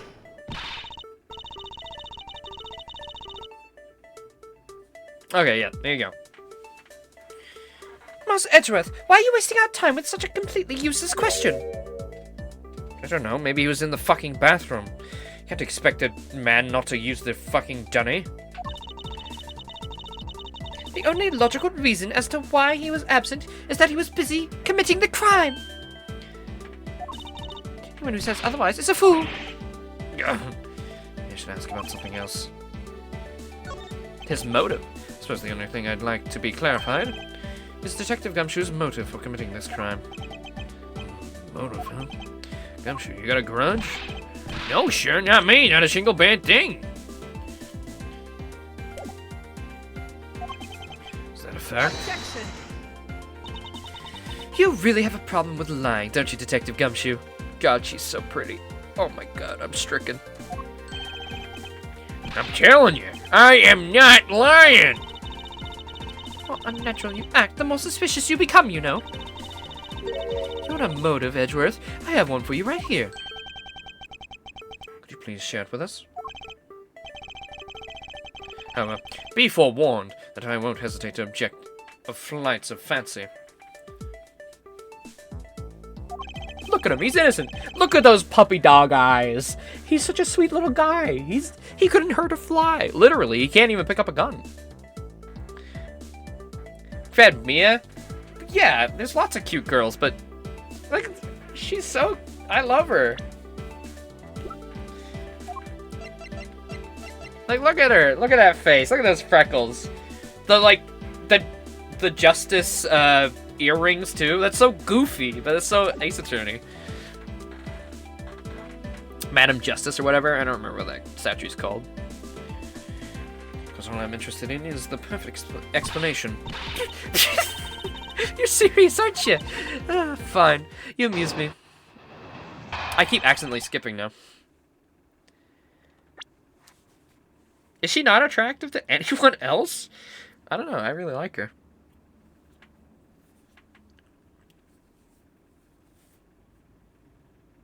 Yeah, she doesn't have giant titties, but like, you don't need giant titties to be attractive, Laser, if that's what you're trying to say. Sure, Mia had giant titties, but did she have freckles and a cute outfit? Maybe.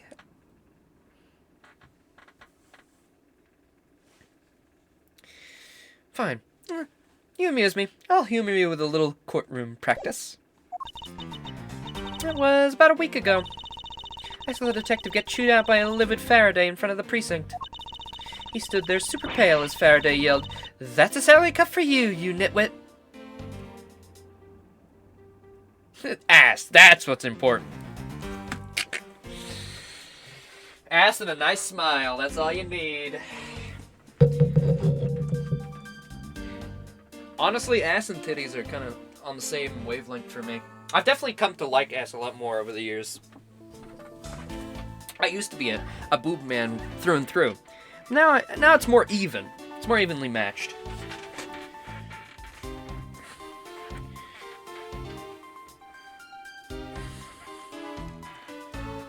So, Gumshoe has just been getting his pay cut constantly.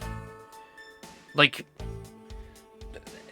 how is he even getting money at this point? He's basically an intern, glorified. Brand new detective suddenly getting his salary cut?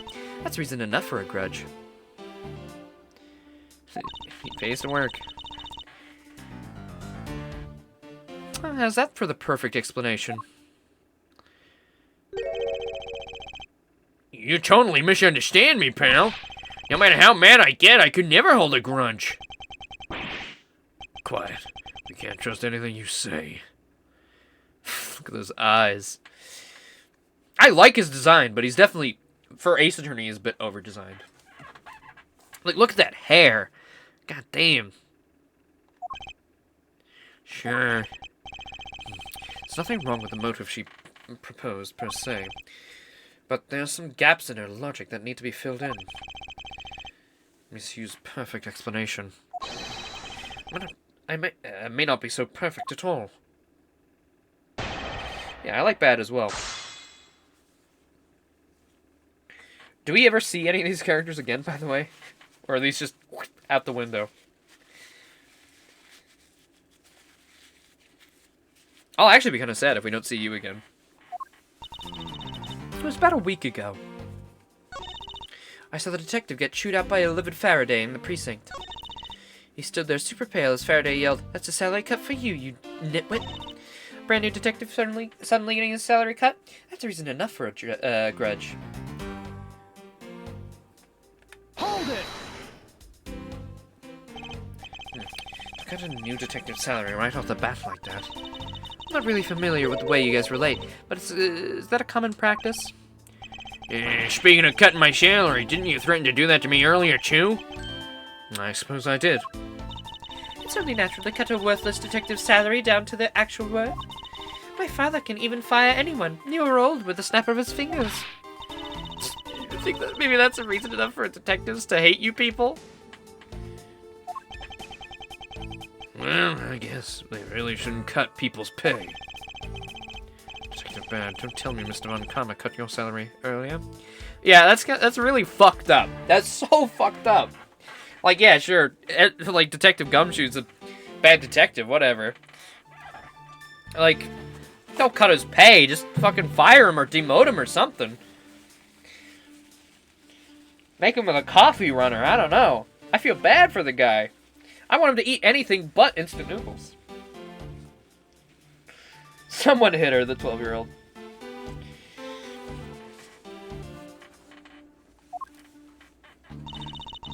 Well, how's that for a perfect explanation?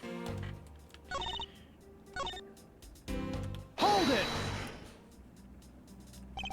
You just stood there watching this unfold in front of you? Yeah, I have to say it was really enjoyable too. What the fuck? That's when I saw Detective Gumshoe earlier. I knew to steer clear of him. No way. I thought it was because I had something stuck on my face. Huh? What have I got stuck on my face? Let's start with your eyes, nose, mouth. Oh, ridiculous eyebrows. Huh? Oh, you're right. Covers his face with his hands. Pulls them away. He's handsome Squidward. Oh man, messing with your head's just too much fun. Miss you. If you don't mind, I'd like to return to your testimony now. Sure, why not?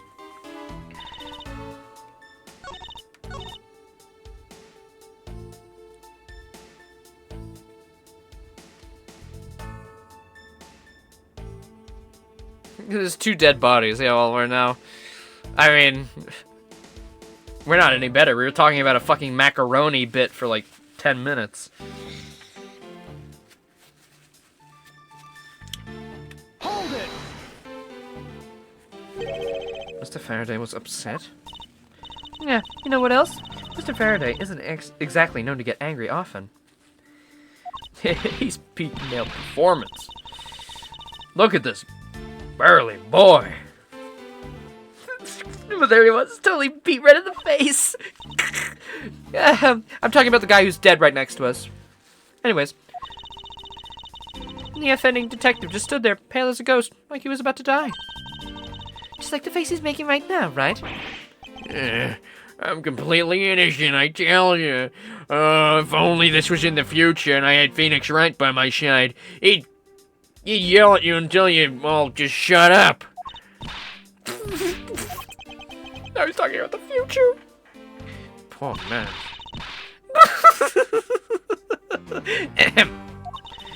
It was quite the scene with the detective.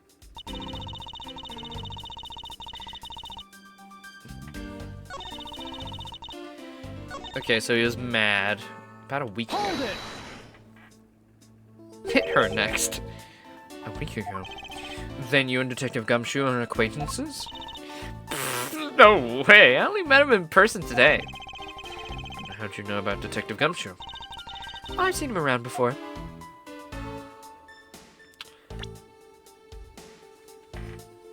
Wait, so I have the evidence? No, wait, did I? Oh, I didn't press this one. Hold it! You call your explanation perfect? Is it not to your liking? Unfortunately for you, it's just not up to my standards. Oh, is there something you want me to clarify in that case? Oh, sure. Alright, if you could clear this one thing up for me.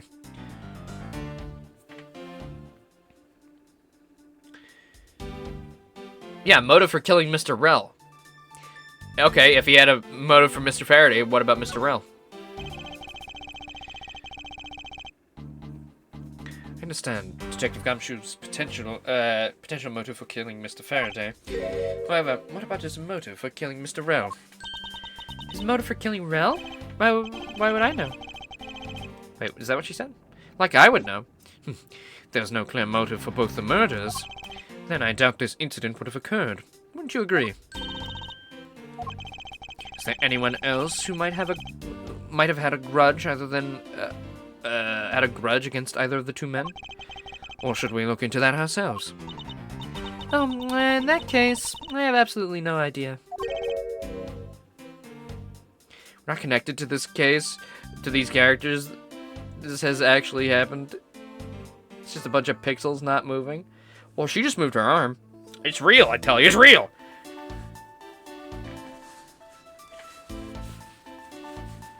Me and Gumshoe get 2-minute noodles every other Saturday, okay? But that's impossible. She must know something. Wait. Can you please not glare at me like that? It makes me laugh. I didn't even do anything and you're already laughing away. Well, anyway, the way I see it, as long as he had a motive to kill one of the two, this crime would have played out the way it did anyway. Oh? Would you care to explain? Well, you never leave a witness, Edgeworth. You never leave a witness. If you're gonna kill somebody right in front of them, you're gonna, take out the other one too. And this time, please try to provide a truly perfect explanation. Perfect this, perfect that. Something so uptight. Is that a requisite trait for being on karma? Must Edgeworth, I demand you shut this rude woman up. Kick her ass! I wish you'd both be quiet for just 1 second. There you go, you guys got your retribution. Oh, well, I guess I'll just have to explain it to you kids. You know, you're not that much older than Edgeworth. You're like 2 years older than him? What are you, 22? Yeah, you're literally 2 years older than him. You're like, come on. There's no one out there with a motive to kill both Mr. Faraday and Mr. Rell. All you really have to establish is that someone had a grudge against the two men. Mr. Rell, who happened to be there, became a witness to Mr. Faraday's murder. Therefore, he was killed out of necessity and set up to look like they had killed each other.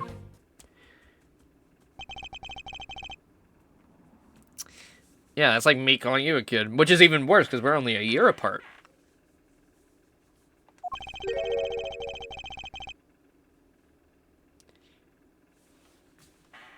But I'm not a kid. Wingnut knucklehead! Gonna hide under a car and sever Achilles' tendon. Jesus!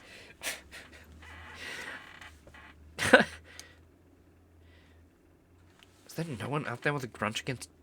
A grudge against both men? Should take another hard look at the evidence for this morning's case. The second KG-8 incident, as people are calling it, involving an embassy staff member. And the two men who both wound up as suspects in the case. Is there someone else I'm overlooking who is somehow related to them?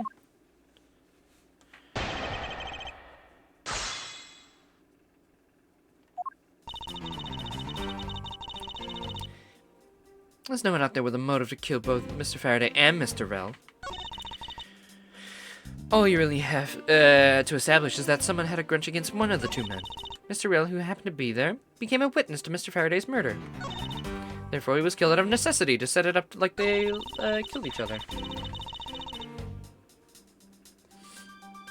Also, it would be very, very, very, very, very easy to discount this with the gunshot, you know, being from 2 yards away. Even from the hallway, that's not 2 yards. I don't even know how big a yard is, but it's definitely bigger than that. Right? Maybe I'm wrong.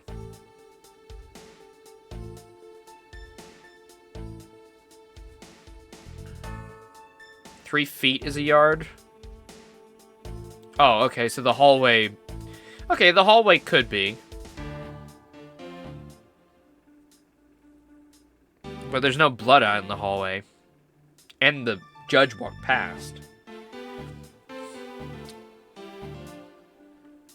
I don't know.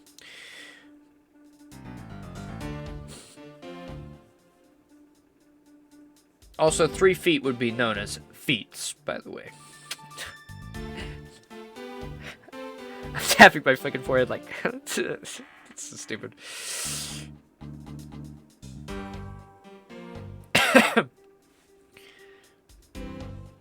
Okay. Start pressing.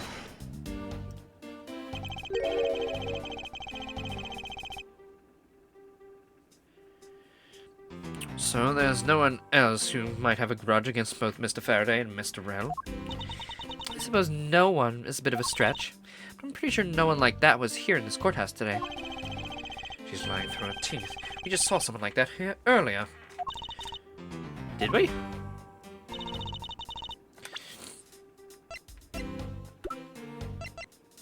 It was Mr. Dyed Man!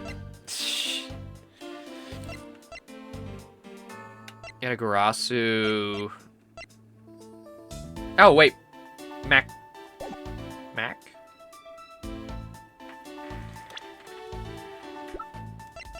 Was it Macrel?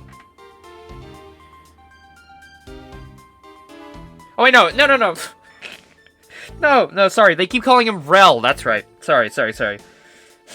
I'm so sorry.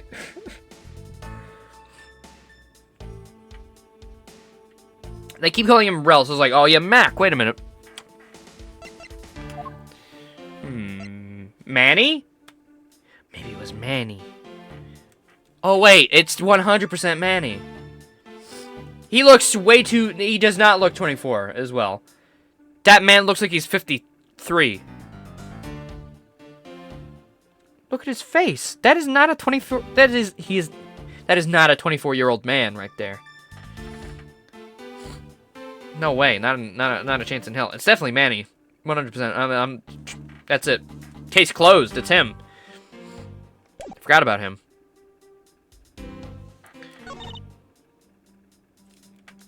So let me save. Oh, I can't even present people in this game. So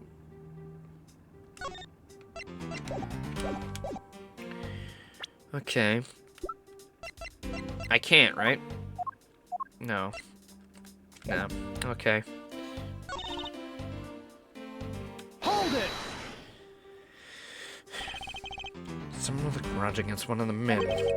In that case, aren't there plenty of people who fit the bill? Sure, after all, who doesn't garner scorn from another simply by being alive?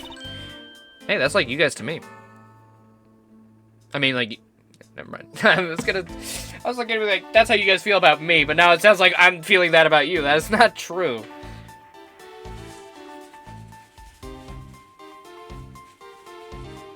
Damn it, it came out. It came out wrong. The joke is ruined now. It sounds like I hate you guys. The truth come out? The truth come out. The only one who held a grudge and acted upon it was by killing was Detective Gumshoe.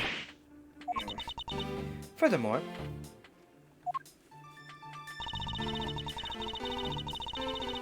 Mr. Rell, who happened to be here, became a witness to Mr. Faraday's murder. Hold it! So you're saying that he was basically silenced? Aren't you glad you managed to avoid the same fate, Your Honor? Why, if you had been the one to witness the blood-covered detective... What? Detective Gumshoe? You would even kill me? Look at that face. Oh, I love Judgy. He's a lot thicker than I thought he would be. What? I could never do something as terrible as that, Your Honor. There's no need for even a second of deliberation. I will hand down my verdict here. Your Honor, please take a look around. We are not in a court right now. It would be greatly appreciated if you would stay here with us in reality. Oh, please forgive me. I know not what to do. You there, Miss Yu. Hurry up and continue with your testimony. If you fail to do so, I'll whip you into shape. That's nice. Sounds kind of fun, actually. Yes, suddenly I'm a little parched. I'm thirsty.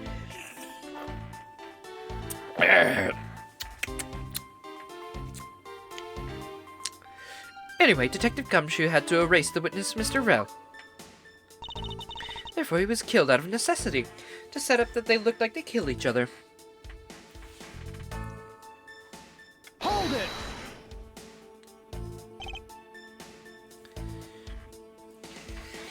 Yeah, I know. To be fair, the last murderer I liked, it was basically just because she had big boobies.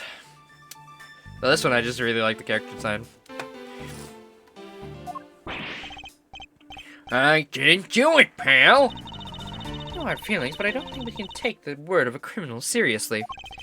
But I can't even begin to think of ways to set up a crime scene. Yes, detective, play the dumb card. I suppose you do lack the necessary tactical mind required to do such a thing. Why do you have to kick a man when he's down, pal? You shouldn't put yourself down, detective. You're a big boy. I bet you thought it up all by yourself, right? Yeah, that's right. I worked real hard at it, too. It was really tough, actually, having to, plant the evidence of the plastic bag with the blood and make sure I killed them both without them seeing me. And I had to be I had to be close enough, or far enough away so that there wasn't going to be a, I mean, wait a minute. Was it 2 yards or was it 1.5? I think this proves one thing about the detective. He has the mental acuity of a worm. I have to admit, her explanation makes sense. However, there's also something she overlooked in her testimony. I should present this piece of evidence and see if I can make her see the truth. The gun. The gun! The gun!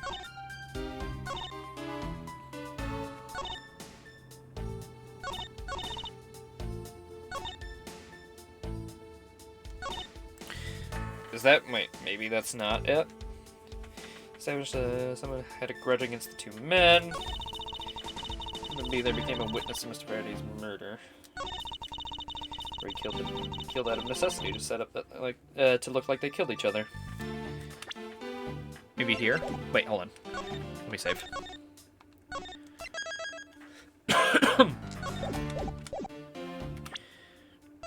Objection! Nope. Every time I do that, I'm listening, and then it goes bam, bam, bam. I'm like, ah, shit. Fucked it up.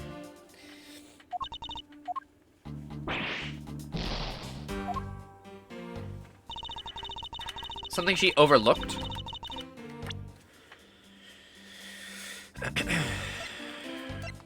Oops. Oh, wait. Is the... Manny is here.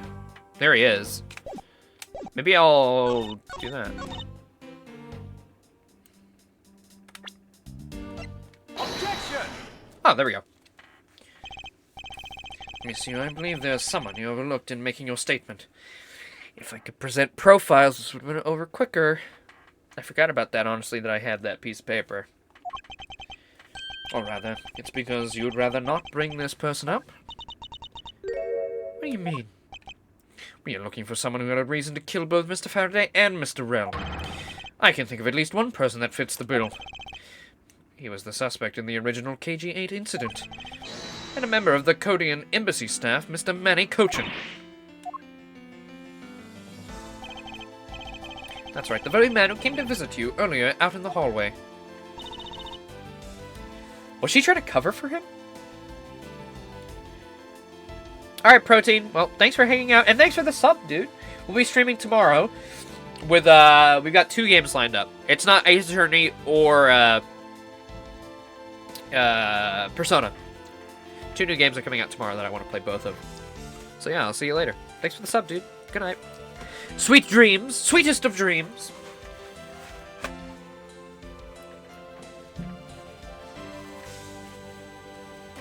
Oh yeah, did anybody get my, Twitch title reference? Investigator, Investigador, Investigators Galore. Did anybody get that?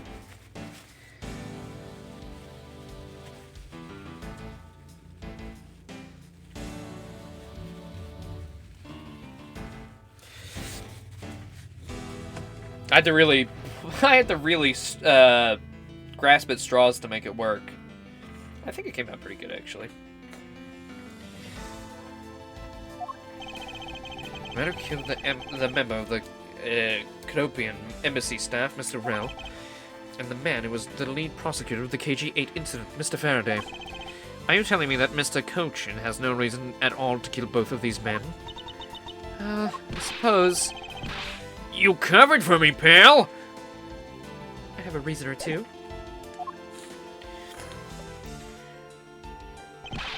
Maybe you're not such a bad guy after all. Don't get ahead of yourself. You're still a suspect, make no mistake about that. The perfect evidence, the perfect testimony. These are the only things I wish to hold. But I didn't do it! You will stay under my authority and go investigate Mr. Manny Cochin for me. And remember, you want to investigate Cochin? You'd just be wasting your time. Why is that? Cucho was up in the viewing gallery watching the trial, or so I was told. Every cop in this place has been keeping an eye on the guy since he arrived. Then the only real suspect we still have is Detective Gumshoe. I suppose so. No way, come on, Detective Ben, you gotta believe me, sure? I really was in that hallway the whole time. I never took a single step into this room, sure. And then are you saying there was someone else who passed through the hallway? No, there was no one else, sure. Why should I believe you didn't do it? There's one incredibly foolish detective, standing right in front of the crime scene all by himself. It's as good as a confession of guilt. I have to admit, it's a bit strange. Most criminals will fabricate some sort of lie to escape their crimes. And if that detective really wanted to prove that he's innocent, you'd think that at the very least he'd offer up I spaced out while I was on duty or the like. Come on, Gumshoe, it's time for your interrogation. Detective Ben.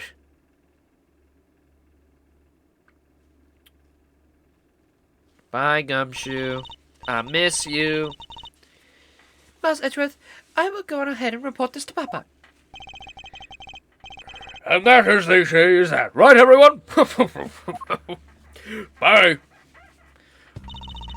I suppose we should both be getting back to our real jobs now, huh? Ho, ho, ho. Before we do miss you, there's something I'd like to speak with you about. What is it? What is it? What do you want to know? Oh, the TV turned off. Television has been left on to preserve the crime scene, of course. And it will stay on until the police are finished with their investigation. They think, nothing of saving electricity. How bothersome. Alright, what do you want to talk about? KG8 incident? Well, I'll leave it there for today. How's that for a little bit? Well, not really a cliffhanger, not as much as last time. But yeah, I apologize. I was a couple hours late to streaming today again. And this time, I don't have as good of an excuse. I was just playing Binding of Isaac, and I got lost in the sauce, so to say. So, I'll see you all tomorrow.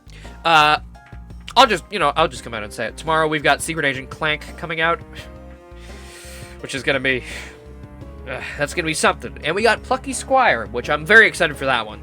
So, I'll see you tomorrow with, a load of hooey. No, I'm very excited, actually. It's gonna be fun. So yeah, bye everybody. I hope you all enjoyed. And yeah, I'll see you tomorrow. Thank you everybody for being here. Thank you Protein for subbing, and Big Boss, of course, for the next raid and everything. I appreciate it all. And of course, the VOD Frogs. Of course.